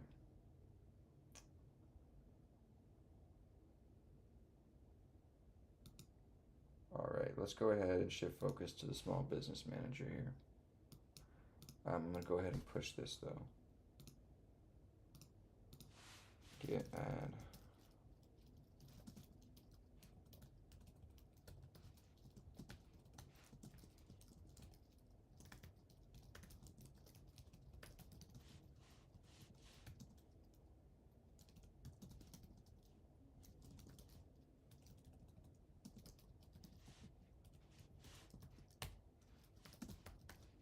Okay. Thanks so much for the subs, you guys. Appreciate it, Davies and Hassan. Thank you. You guys are awesome. Sarah, I'm losing steam with this. Is a lot of information. I'm gonna have to like go back and watch some videos or something. It's just really dense and it's just really it's just a lot of info here. But I need to kind of break it up with some different work here. Okay. So this is the small business manager project we've been working on here. I'll work on this just for a little bit. I'm kind of losing steam. It was my first day back at work after my break, so I'm a little bit tired. Okay, so we can go one, transactions, transact for sale item. If we look up item number one, we get the item and we need to do something with it. Okay, that's right. So let's go back to our program. Let's run again real quick. Bring over that terminal here. Take this out. Okay. Like so. Okay. How did you choose this book? I just kind of filtered through some online threads and forums to just kind of see what people were suggesting, and that one popped up a few times. Okay, so let's work on our program here. So,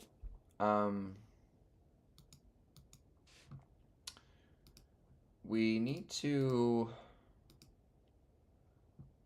run transactions.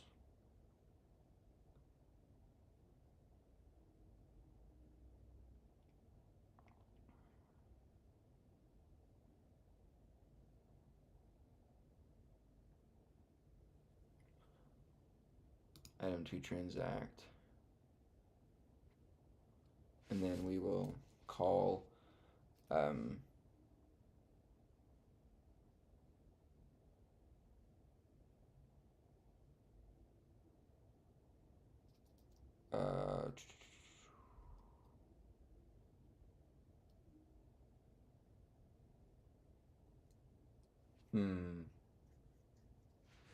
I don't want to. I want me to do this actually. Let's just say,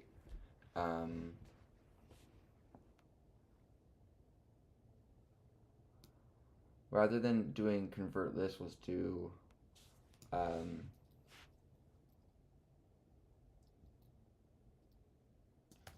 search.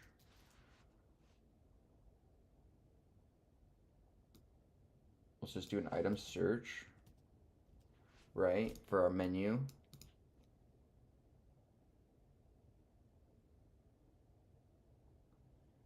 Can you explain the main function that you use in different programs? Are you talking about this guy here?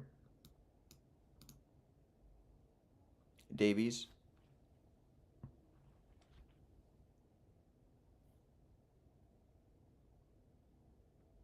So I don't really have like a main function.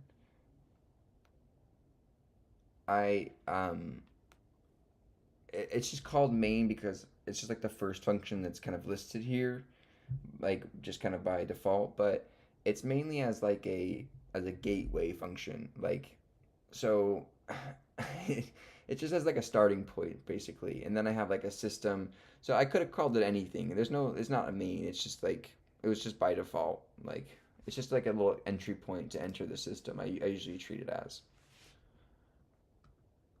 Okay, so instead of calling, we'll do an item search for transaction menu, for transaction manager,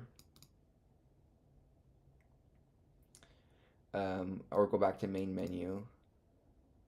If they press 1, we're going to clear. We're going to call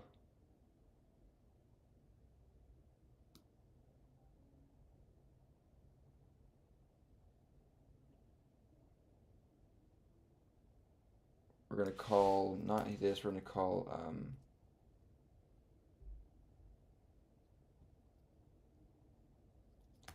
item number search,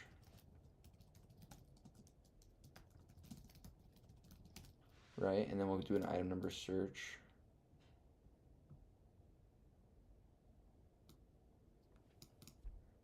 If item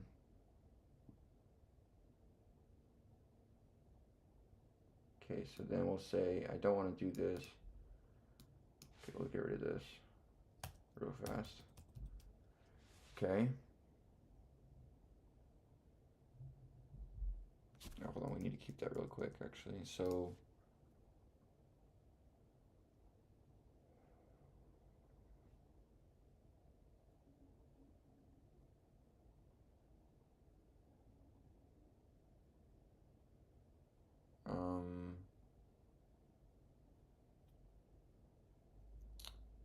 okay, so let's focus here. So if we get our item to transact now by doing our item number search function that we wrote, right?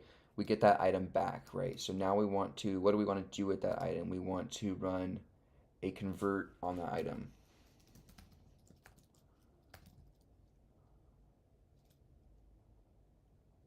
Item to transact, right? We're going to run a convert function on this for item or transact item. Transact item function on that.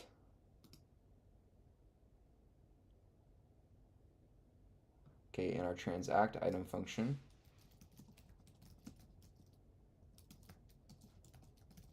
it's going to take in an item itself. Okay, so we're going to user input is equal to the create menu function. We're going to create a menu. We're going to give it a prompt for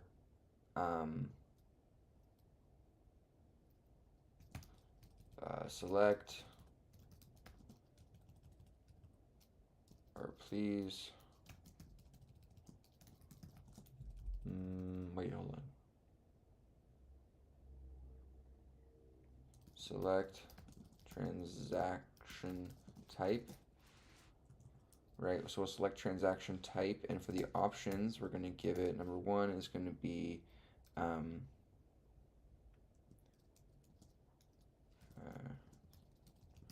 for 2 for sale.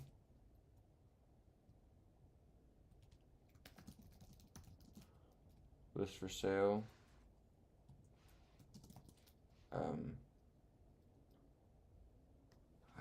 Do we want to say list for sale and then like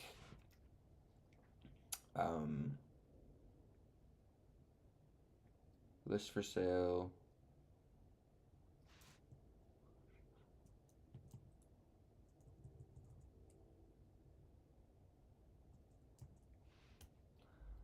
we'll say list item for sale and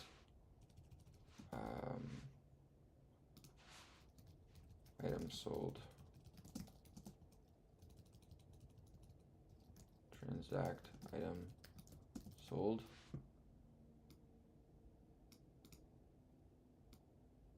I'm trying to get the, I'm sorry I'm being annoying here, but I'm trying to get the verbiage right. So, because you transact items into for sale items, you list them, and then so list item, transact item sold. Okay, yeah, that's fine. So now we'll take match user input to the following cases. Case 1, right?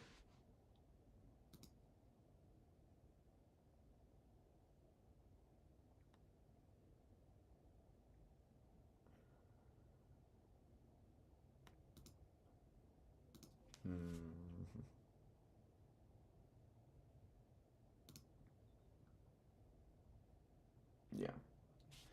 So if they say 1, when we give a 1, we're going to want to run list item for sale. So it'll be this guy here. We're going to run. If not, we're going to pass. We're going to proceed with transaction. Else we're going to call this. I'm going to take this out and put it down below here. So if not item dot date listed, we're going to go ahead and successfully do the transaction. So we're going to ask the user for a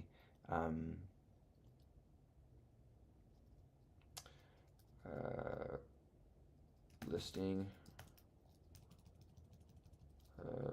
price listed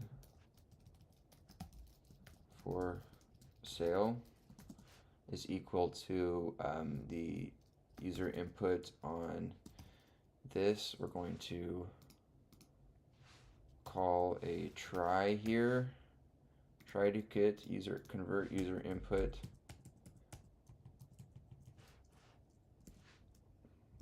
hold on, we'll just get user input. We're going to say price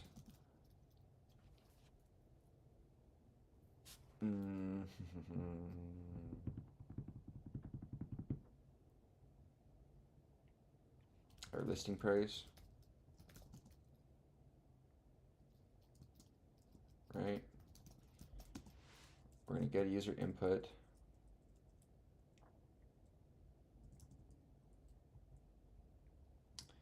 We're going to get a listing price.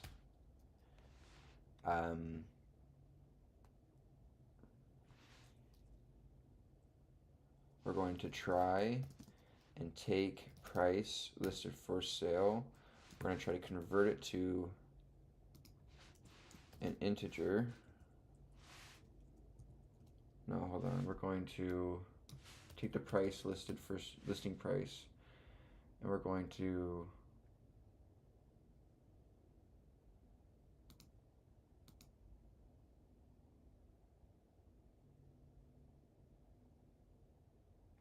hold on, we need to ask the user for them. Oh, hold on, oops. What happened?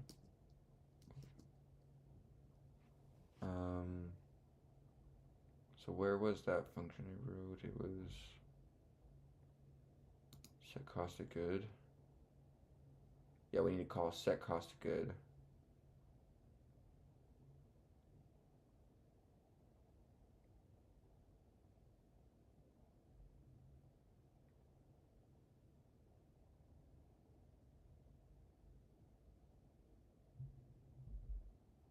Yeah.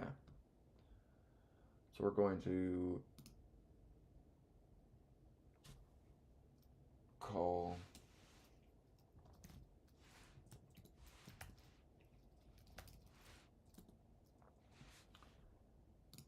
get cost.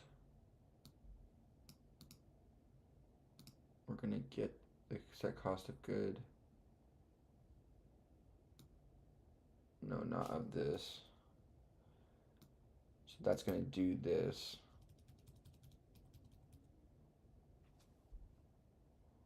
but this is going to ask for cost. So let's just make this price.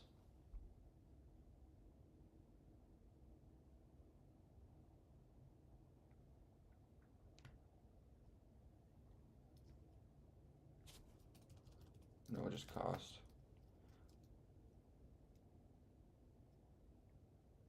Like so.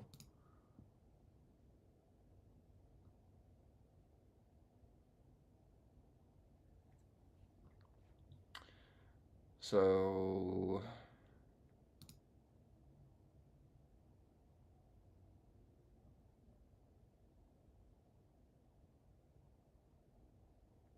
we're going to call a set cost of good.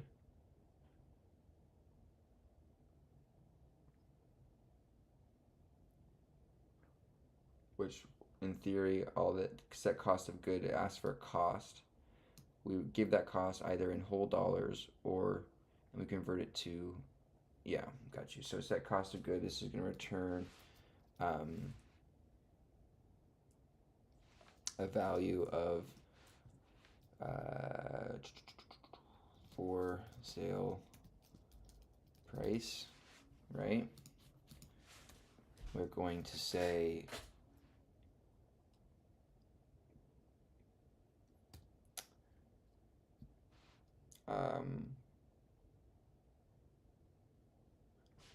so for sale price, we are then going to call, shoot, I'm slow today, I'm tired. First day back at work after the holiday break got me wrecked. Okay, for sale price, so we get a for sale price, what do we need to do with the for sale price? We need to set the for sale price. But now we need to ask for a day though.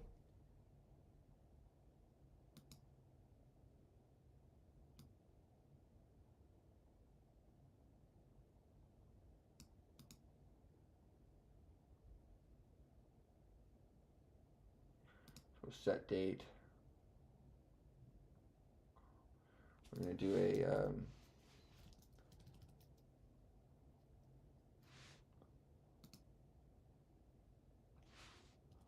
for sale listing price, date listed for sale.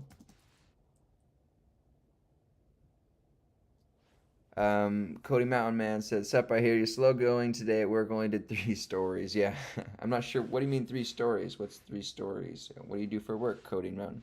Appreciate you coming in today. Yeah, I'm a little bit slower today than normal. My brain is a little bit cooked. Okay, date listed for sale. We're gonna do set date created function that's going to return those values, and then we're going to what we're going to do is we're going to take those values, take the item dot listing price is equal to date listed. I'm going to ask this one first, actually, just out of nature of how these are ordered in their data structure. So then we're going to say item dot date listed attribute is equal to date listed for sale, and listing price is for sale item listing price, like that. So we're going to set those date listed and listing price equal to those values.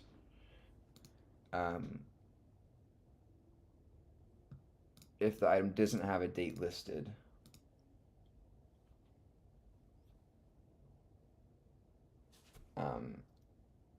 or not item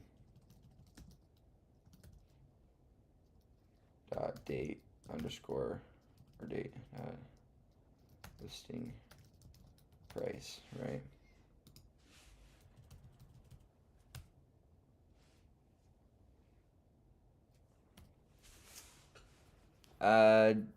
I'm a software um, I'm a software engineer, government contractor. Stories are the task that's project done in 2 week sprint. Oh, okay. Oh, like story points. I heard about some stuff about those. I heard people don't really like them. They're kind of like the story points are like sugar coated stuff. It's I don't know. What do you think about that? Davies says, "Can you explain commits in GitHub?"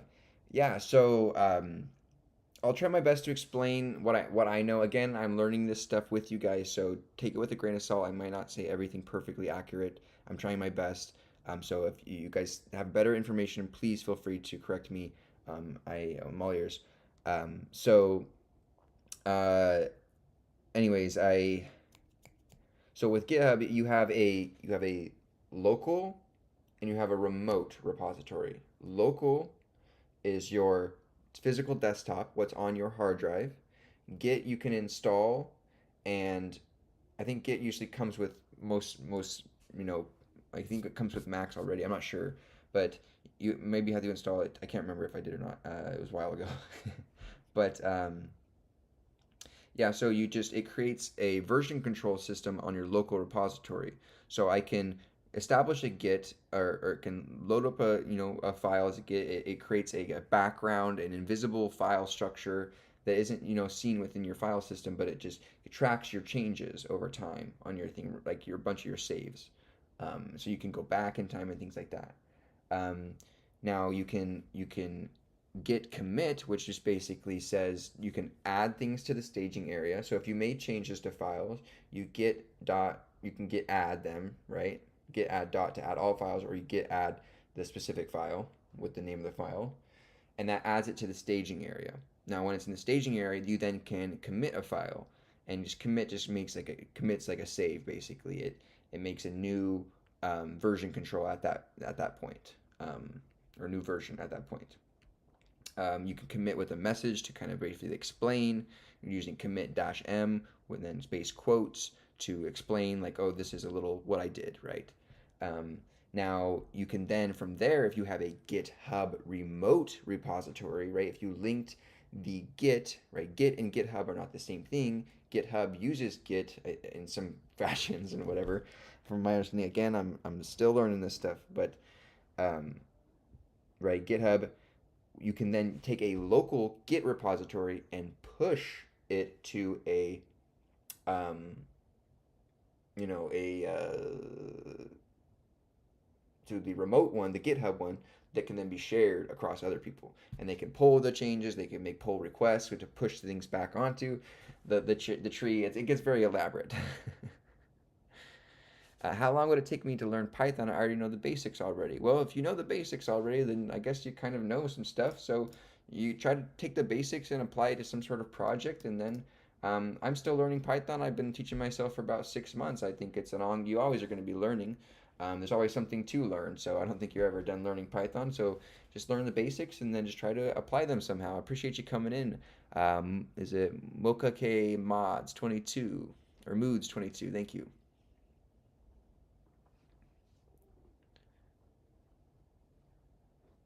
Yeah, so you can get status first to see what's in the staging area. Yeah, exactly. So you can go like in my DSA, whatever it was, right? I had this open. I could go here, go to my terminal here, and say get status here.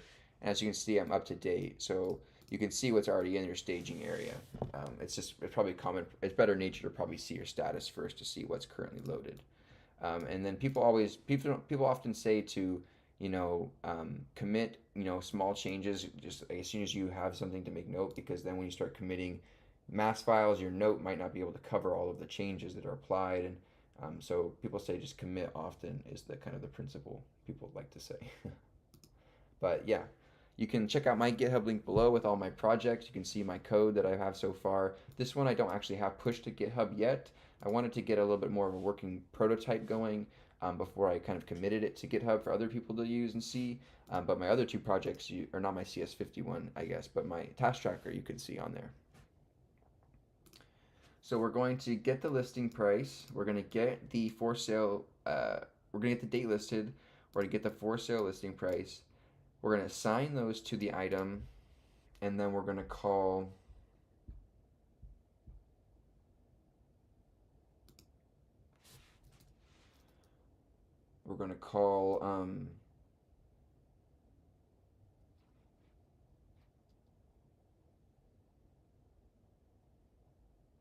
that's it. I don't think we need to do anything else, right? What, just clear terminal and call run transactions again from here, or transact item.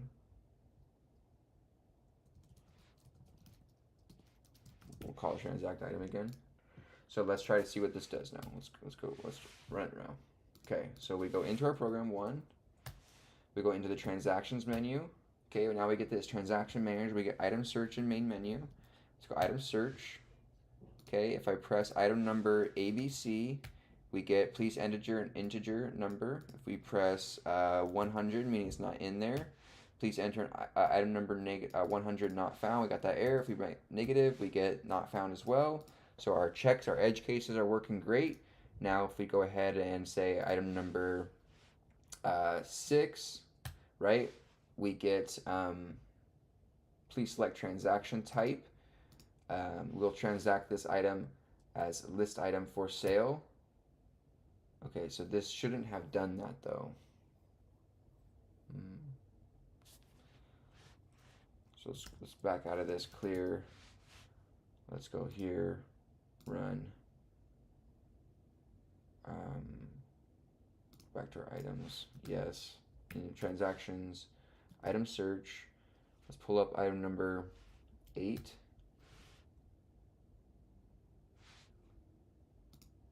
Okay, so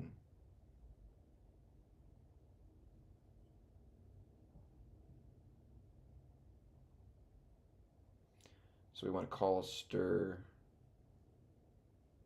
We're going to call print on the item.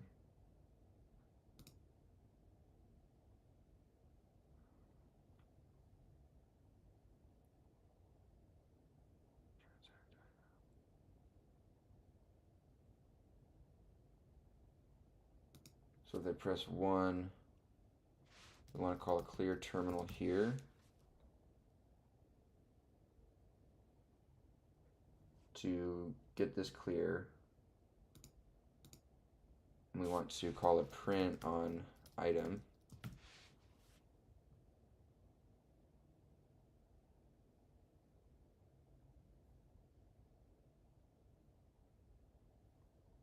So now if we run this, we'll get yes, transactions, item search. If we type in item number 100, we shouldn't get it.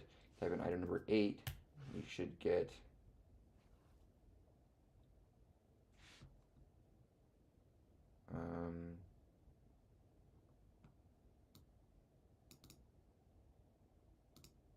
transact item.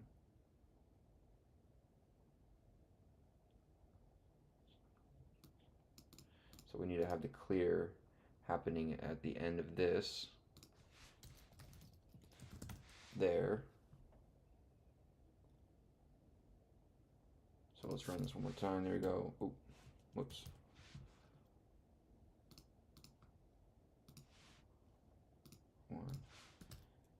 Transactions, item search. There we go. Now we go item number 8. Boom. What? Why didn't that clear?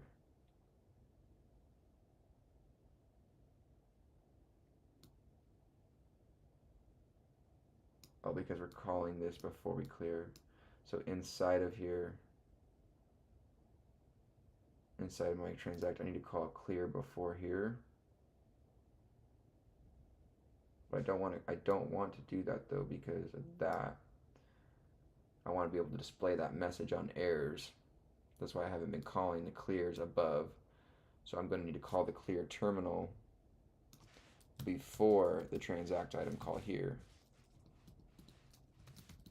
Like so. Now if I run yes, transactions, item search, item number 8, boom, there we go. So now we got item number 8. And we're running transact item. So this is the transact item menu now. So now in the transact item menu, we're here. And we need to say, I'm going to say list item for sale here, like so, transact item sold.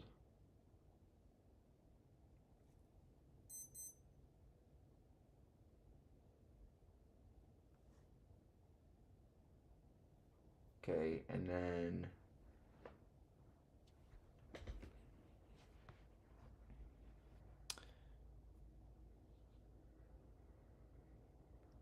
okay.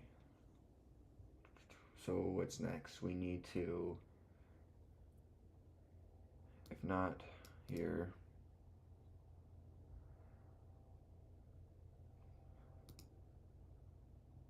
so I need to print the item like I'm not doing here.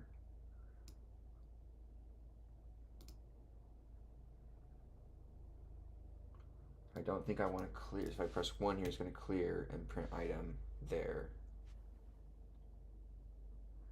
I want to print item once we get, I want to print item on here, like so. And then we're going to call a \n here as well.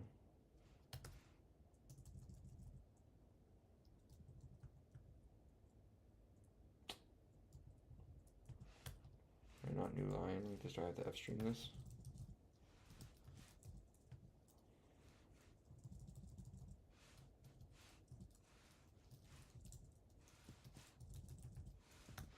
Okay, we're going to print the item on a new line.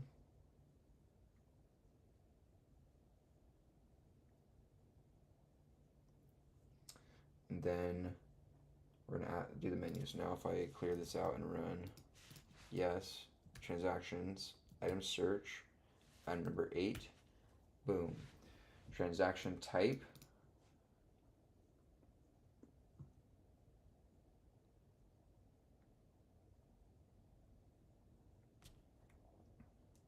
so please select transaction type.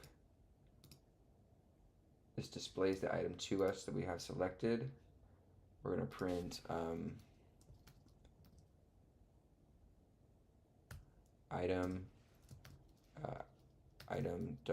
item number. We're going to put these in quotes. So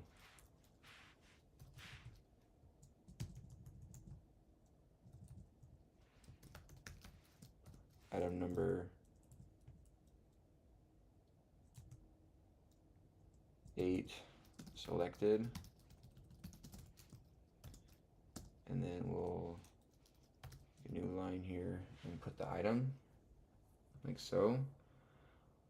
So now if we run this, yes, transactions, item search, item number 8, item number 8 selected.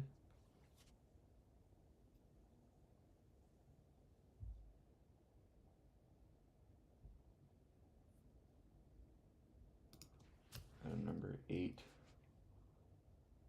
selected. This.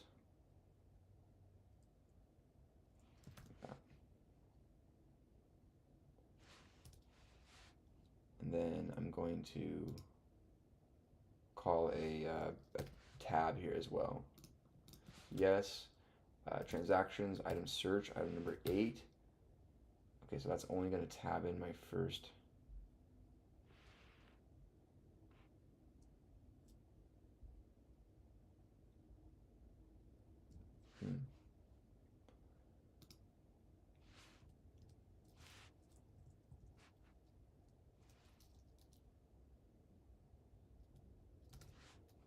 Do 2 tabs.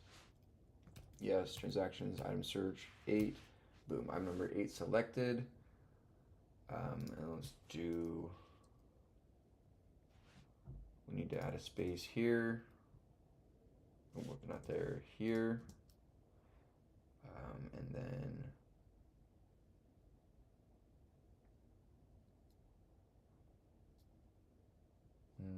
should we just do a colon afterwards here? Like so.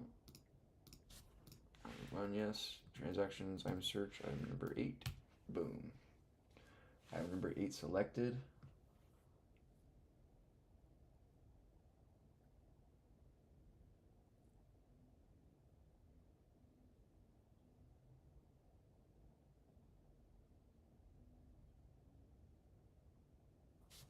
I want that back like this, like I had down below.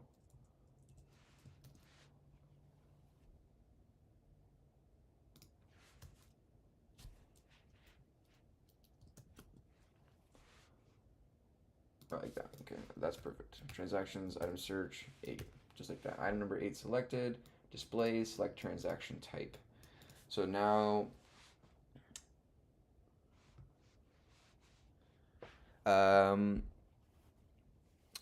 Davies, this is awesome. Heading out. We'll be back another time. Thanks so much for stopping in today. Appreciate you coming in. Cody Mountain Man, nice job, Michael. Time for bed. Stop by my channel sometime. Yes, I will. I will for sure check you out. Thanks so much for coming in, Cody Mountain Man. Appreciate you coming back. It's awesome to hear from you again. Okay. So now if we want to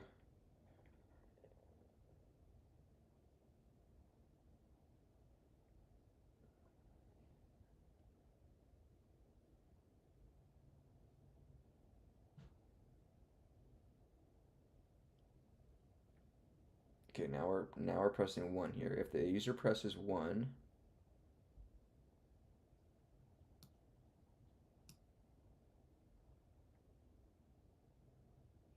so I'm just going to remove this. If not date listed.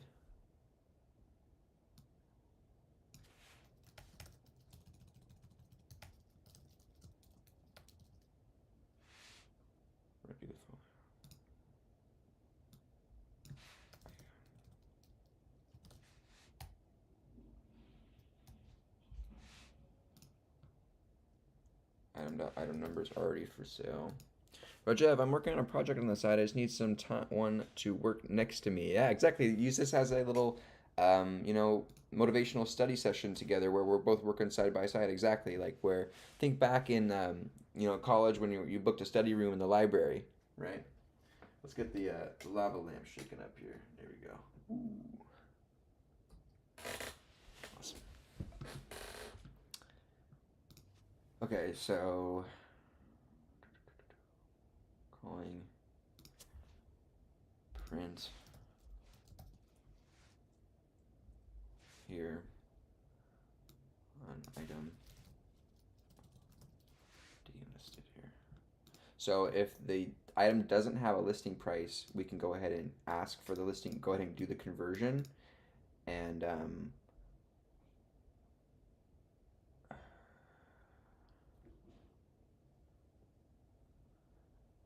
we can do the conversion. Else, right, we're gonna throw this error and call the run transactions menu again.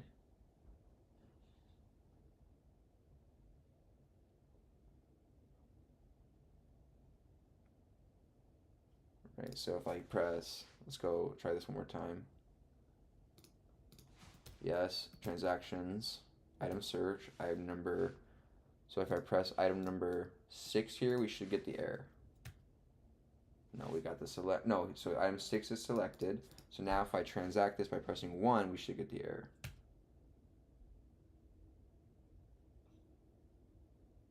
Oh, this just has a date listed. That's why. Okay, so hold on. Let's put that back to date listed.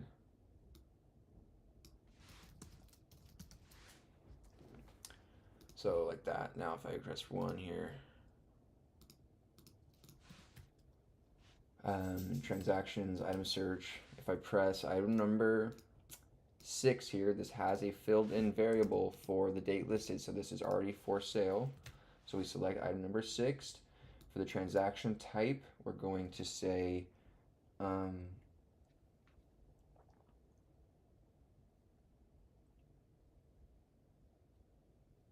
number 1, and this should give us the error. Yeah, so okay, the error got messed up in my formatting.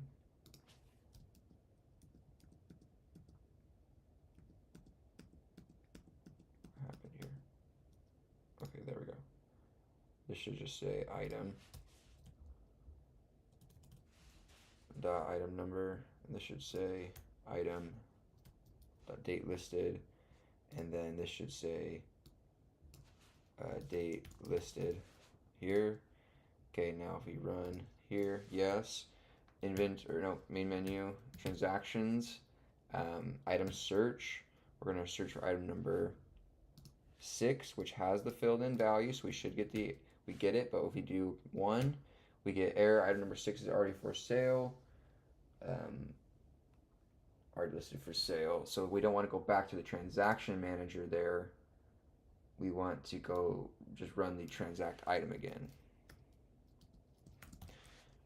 We want to come back to this call. So if I press here, yes, transactions, item search, item number 6, list item for sale. Oh, we need the item.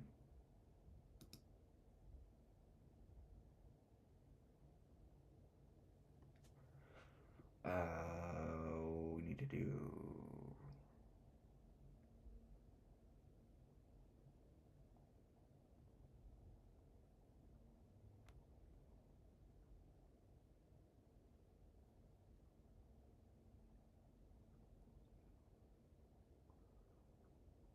Transact item with item again. We'll just throw back in the item.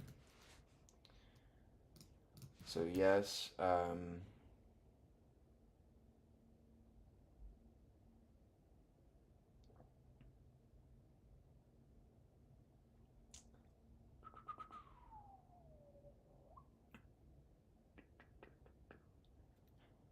So transactions, item search, item number 6, that pulls it up, list item for sale. Error, item number 6 is already for sale. Item number 6 selected. What would you like to do with it? Perfect.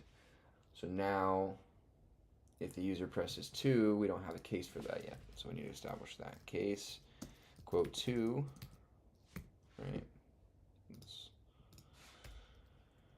We're going to call a clear terminal here. We're going to say, if not item dot date sold, we're going to go ahead and do the following: date listed, date sold,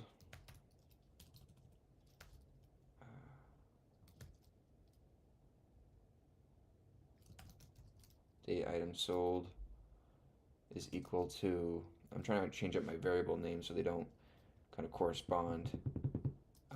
That's why I should have used underscore in here, right? That's why I should have used underscore for these to help differentiate them. Date item sold. We got some chats here. Thank you guys for chatting it up. Here we go.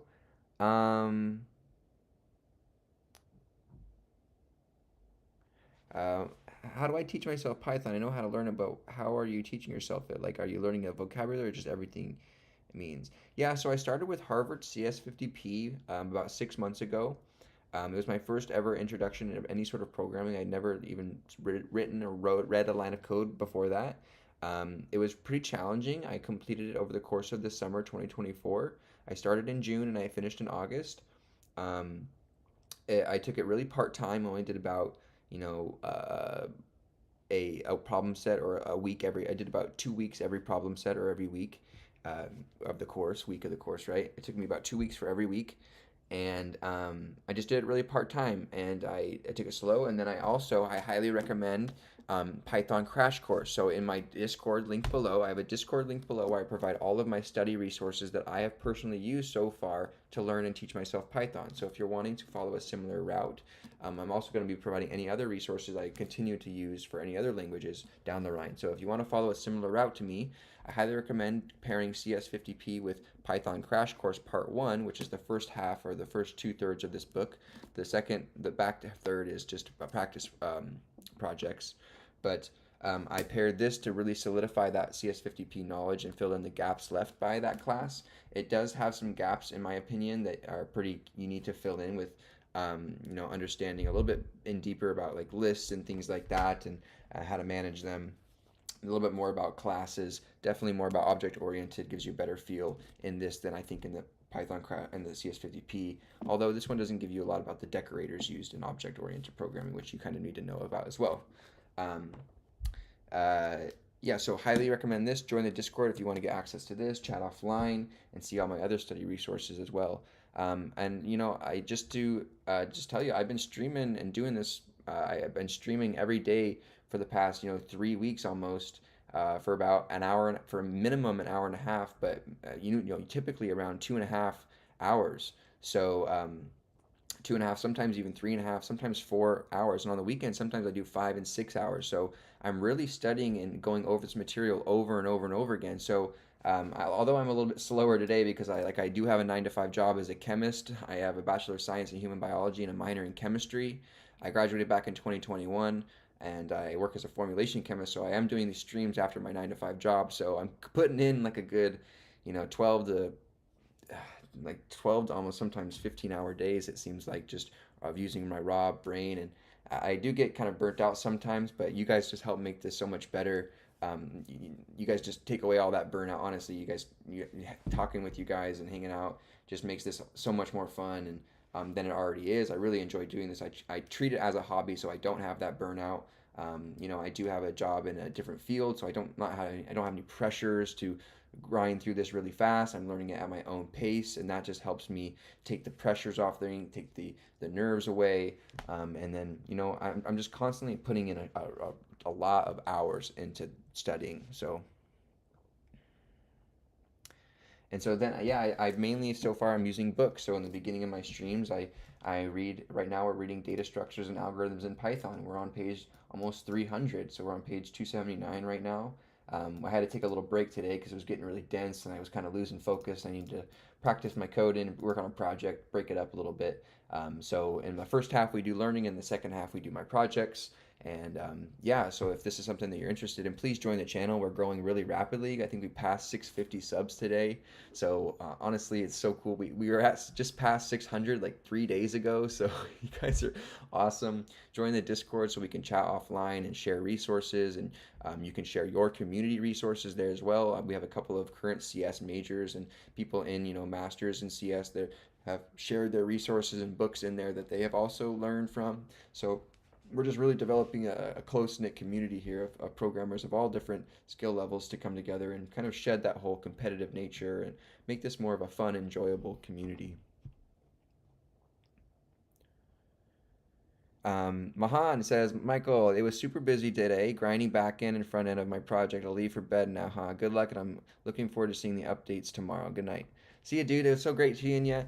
Yeah, this one was a grind for me today too. I'll definitely need your help though tomorrow to understand some of these data structures. You were a big help in figuring these out the other days. And today the chat we were a little bit quiet, and I was struggling with these. I need to probably watch some videos and do some more practice. I need to get to the practice problems for sure and work them out. Thank you so much for coming. You're great as well. You're awesome. Um,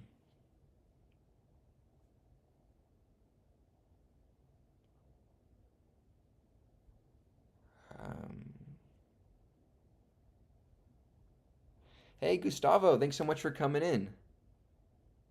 Appreciate you coming in. Technically Data, what's up? How are you doing today? Welcome. Thanks for stopping by this evening. It's awesome to hear from you guys. Okay, so if the item doesn't have a date sold, we're going to get a date sold by doing set date. We're just going to call this same function that we have. We probably should rename this to something more universal. And then we're going to say sold price. Item sold price. Sold item price is equal to set. We're going to do the set cost of good function. So again, these functions are poorly named. I need to make them more universal, but they just return a price and convert it into cents in US dollar, from dollars to cents. So I can handle things in whole integer values rather than floats. Because floats can have some unforeseen properties on various operating systems and rounding errors when dealing with currency. So we're converting everything from dollars, US dollars, into whole cents by multiplying dollars by 100, or vice versa, dividing by 100. We're converting back. So that's all these functions are doing. That function doing here is getting that value, doing those conversions, and returning that value. So we'll get the sold item. We'll then say item dot date sold is equal to the date item sold, and the item dot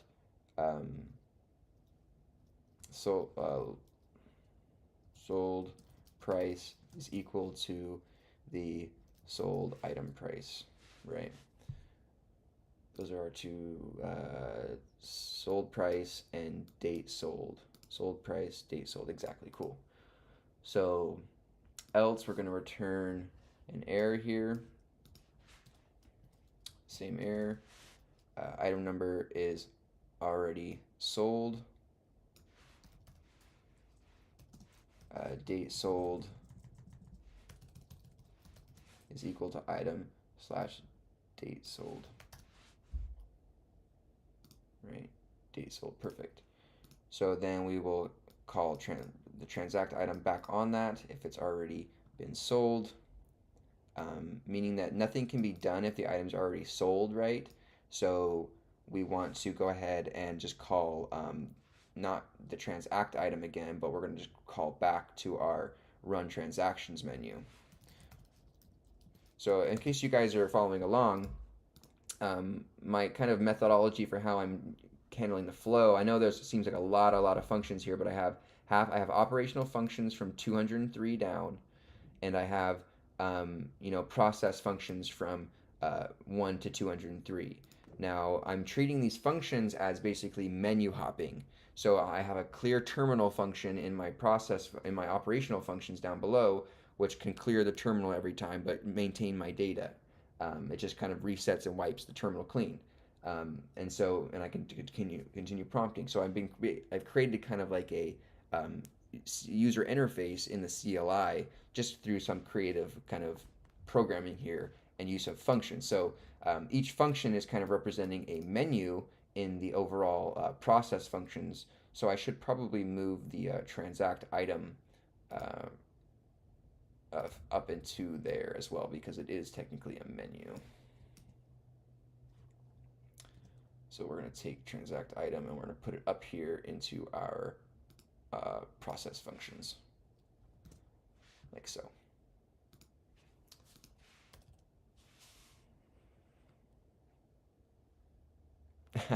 I decided to stay until you end the stream. I didn't want to break the streak. Thanks so much. Awesome, Mohan. I appreciate you coming in. What's the name of the book you were commenting about? So currently, the current one I'm reading right now is Data Structures and Algorithms in Python. It's pretty dense. It's kind of more of a collegiate level textbook going over DSA concepts and some basic pre-calculus information and mathematics, and then obviously some elaborate Python. And then the more beginner one that we already read on stream was Python Crash Course, when we were first kind of learning about Python and solidifying those gaps left by CS50P. All of my study resources are linked in and provided in the description in the Discord below, completely free for anybody, programmers all alike.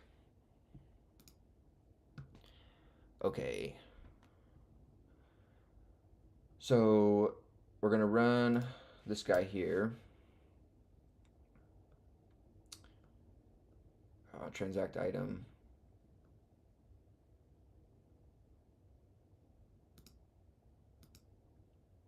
Cool. So now that that's done, let's try to run this again. So now if we press yes, if we go hold on, do we need to input?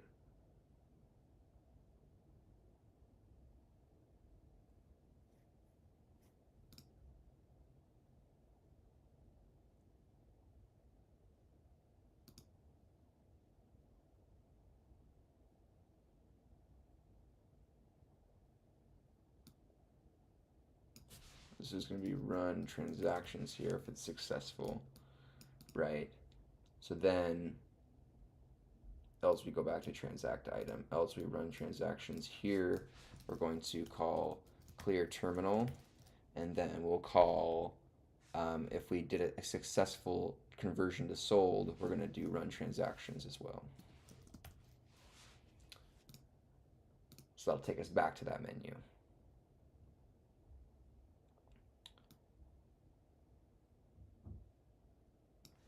So I probably could just say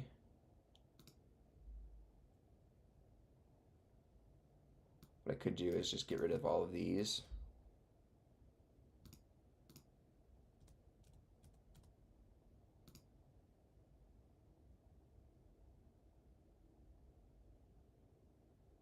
And go here and go run transactions here, right? Outside. And then we'll do the same. We'll take one of these, put it outside, and delete that one, just to free up some space in our code. There we go. That takes care of that. Like so. And so now if we run this, what do we get? It's a 1. Let me actually go exit. Yes. Let me go over here and remove this date here. We're going to actually set it. Ooh, hold on. Like so. Okay, let's set that date. Boom, let's run. Yes. Okay, transactions. Let's go ahead and do item search. Item number 1. Let's transact item number 1. Okay, we selected item number 1, which is dress test. Perfect. Item number 1, $12. As you can see, that currency conversion is handling correctly. 1,200 cents is being converted into $12 when being displayed. We have a date created. Okay, cool. We're going to list this item for sale. Boom. Let's use, okay, so we need to put a space there. So if we list item for sale,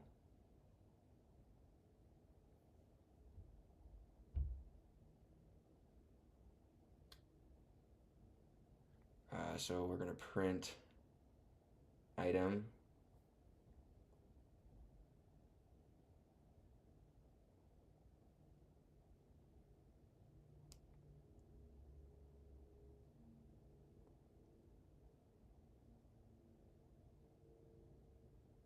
So rather than do this here, we're going to put clear terminal here.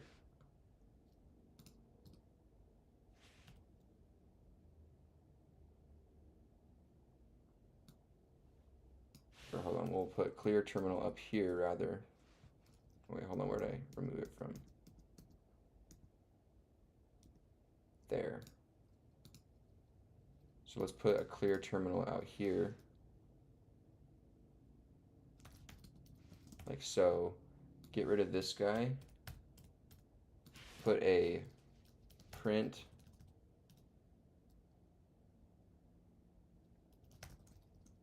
item here, so it gets encompassed by both menu options. Remove the print happening here, remove the clear happening here. So now if we run, wait, we need to do this, use today's date, which is this guy here. So print item,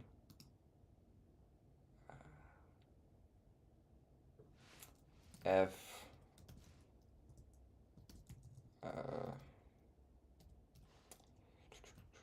item here, close, close, and then we'll print a new line here.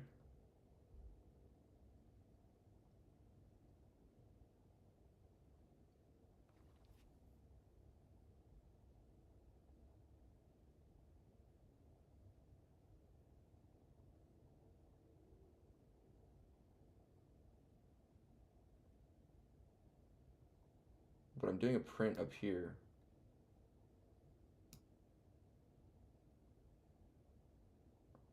Huh.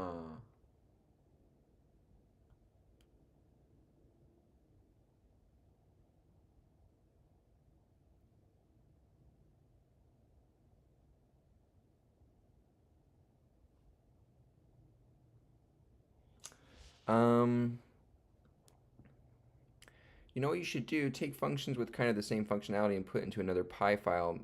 Main should be almost empty of functions. All your functions should be imported. Yeah, that's what I was thinking about doing actually. I had the same thought as you. I was thinking about maybe we should take all of our operational functions and just import all into a separate file as well. Yeah, definitely. I think that's a good idea as well. Help with readability. You can also make your code easier to debug. Yeah, definitely. We'll do that next time for sure. I could imagine having a display menu name function which could call clear terminal or whatever function internally.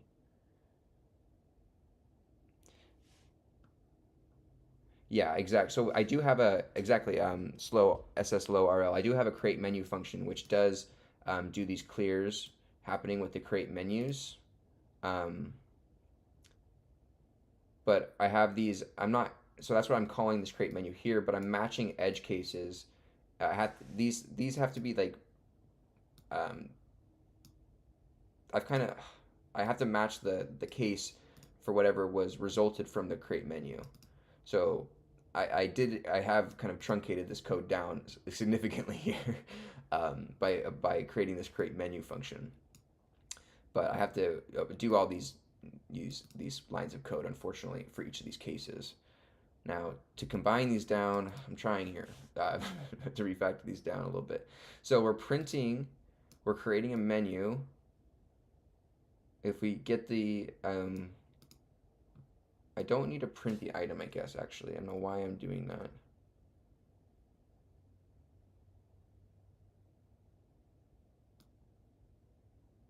I don't think I want to clear the terminal either. So let's run this. Yes, transactions, item search for item number one. Okay, item number one selected, we get this menu. Now if we press 1, we get this, use today's date.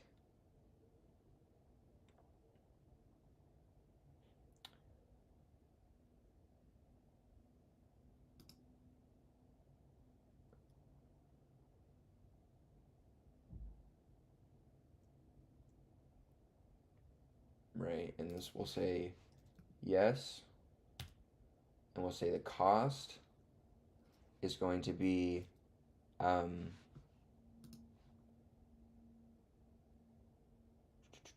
cost, let's say it's going to be 5,000 or 50, right? Okay, now if we go main menu, okay, we didn't have anything implement there. So we need to call once we transact an item,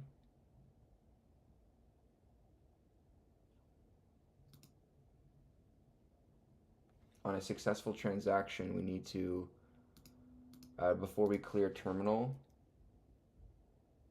and call run transactions,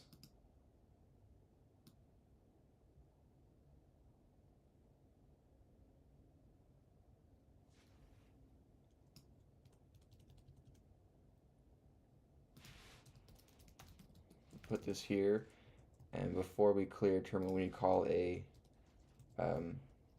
save file. Type is going to equal to items, right? How did I implement that? Save file type items. Yeah. Okay, we're going to call save file.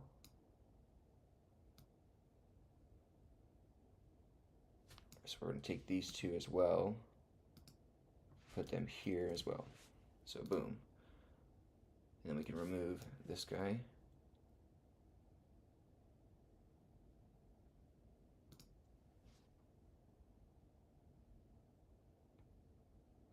Run transactions. Let's create a menu with no clear happening.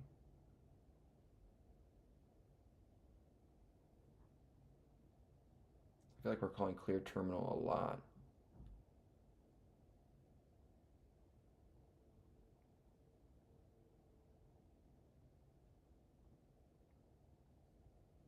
Okay, so if we run, yes. Let's go here. Transactions, item search. Item number is going to be 1. Can we get it? List item for sale. 1. Use today's date. Yes. Cost. Let's say 50. Oh, yes. Woo! All right, cool. So there it was. It just updated that item value for 1. So now if we go item search and press 1, we get the item. If we try to convert this back into for sale, it will detect that it has that filled in, and we get the error. Perfect. So we have item 1 selected. So now let's convert this to sold. Boom. Use today's date. Yes. Cost. Let's say it's sold for 70. Boom. Boom! Yeah, boom! Costco guys, boom! I love that guy. He's so funny. Okay, cool. So that is successfully converting um, items into for sale items and giving and making them and then sold as well and properly error checking them. Cool. Now we can obviously just come back in and probably clean up these menus a little bit because we need a back button here. We get stuck here in this infinite loop. We can't do anything. Yeah. So we do need to clean up these menus a little bit and provide um, resolutions out of them. All right.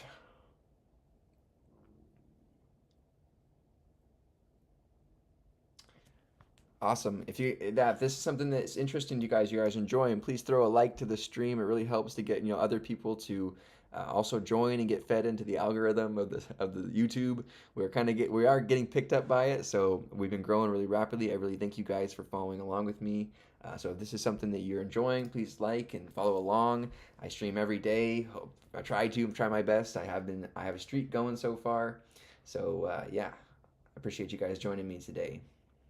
We'll stream for a couple more, or maybe add another parameter bool to display functions to optionally clear the terminal at the beginning,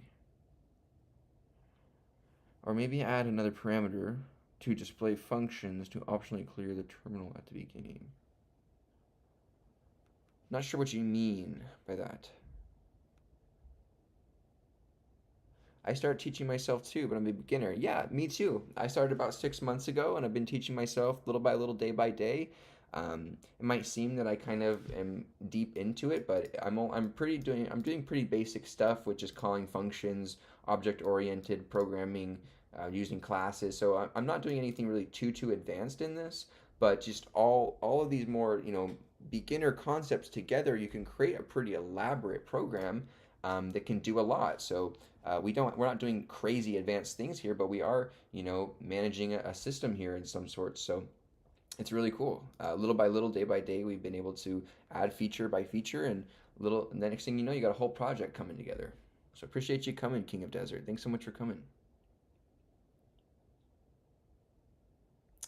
I can't provide a link of the book in the chat, unfortunately. YouTube doesn't allow links to the book.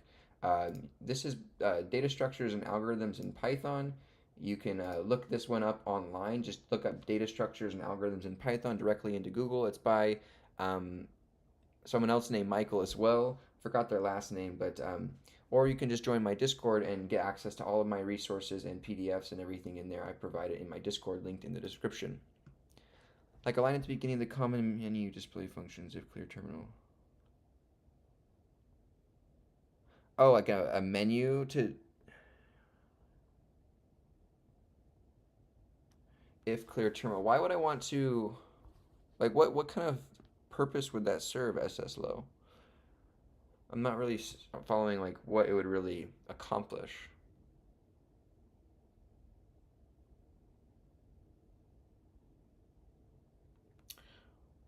Because I'm just kind of calling. Oh, you changed like predictive, like clear the terminal predictively or something like that. Okay, so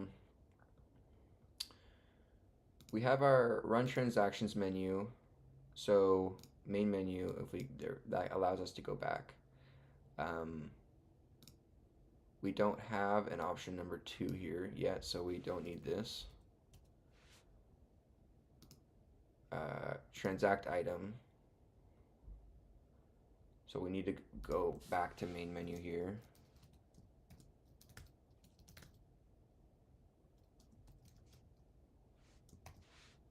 So if the user presses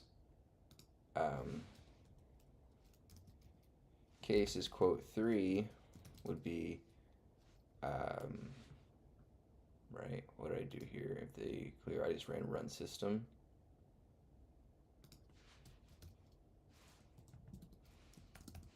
Right, and then the run system has a clear terminal at the beginning of it.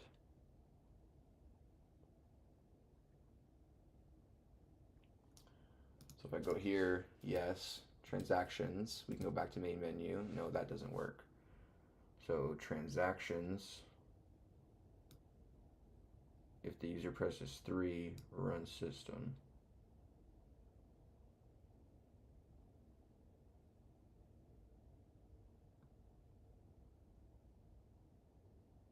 Oh, whoops. This needs to be a 2.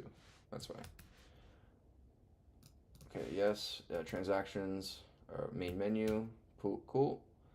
If I go 4, error, please select a valid option. If I go transactions, press 3 here, error, please select a valid. If I press A, please select a menu using numerical value. Cool, we get those errors. Now we press main menu, we go back. Cool. Transactions, item search. I can press Q to quit this at any time. On the item search, so search by item number right here, we need to add in, if the user presses Q, we're going to run inventory manager.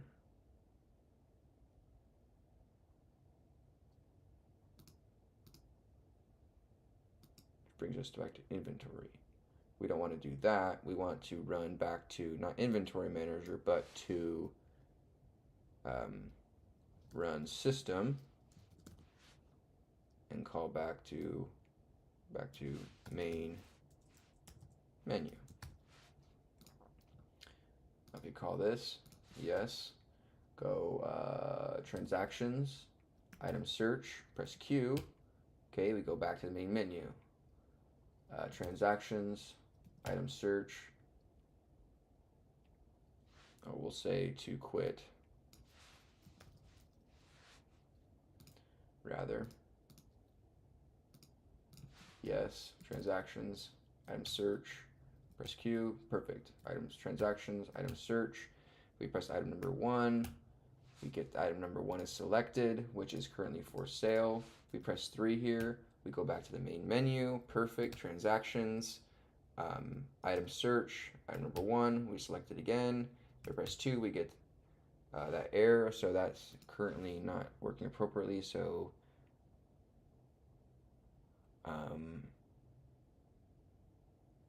we're calling a clear terminal right after we print that and run transactions. So I don't want to call a clear here.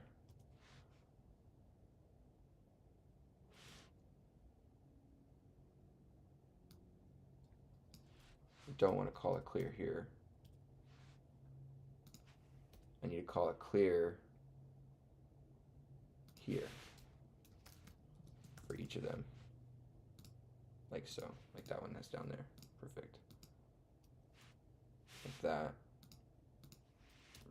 Now if I run this, yes, transactions, item search, item number 1, list item for sale, it's already for sale. List item for sold, it's already sold. Okay, rather than running back to transactions manager,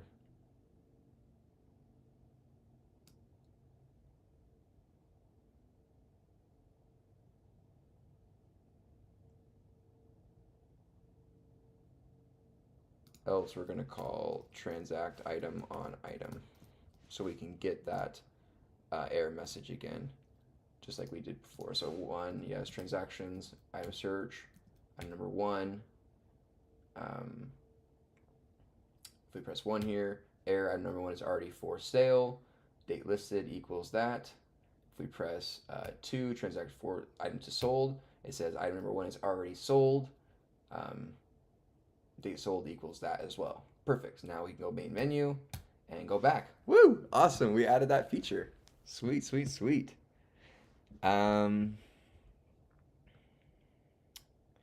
Hey, Lord Mode H. Moda. I can't pronounce. How do you pronounce that? I would really appreciate it if you could tell me. I appreciate you joining me.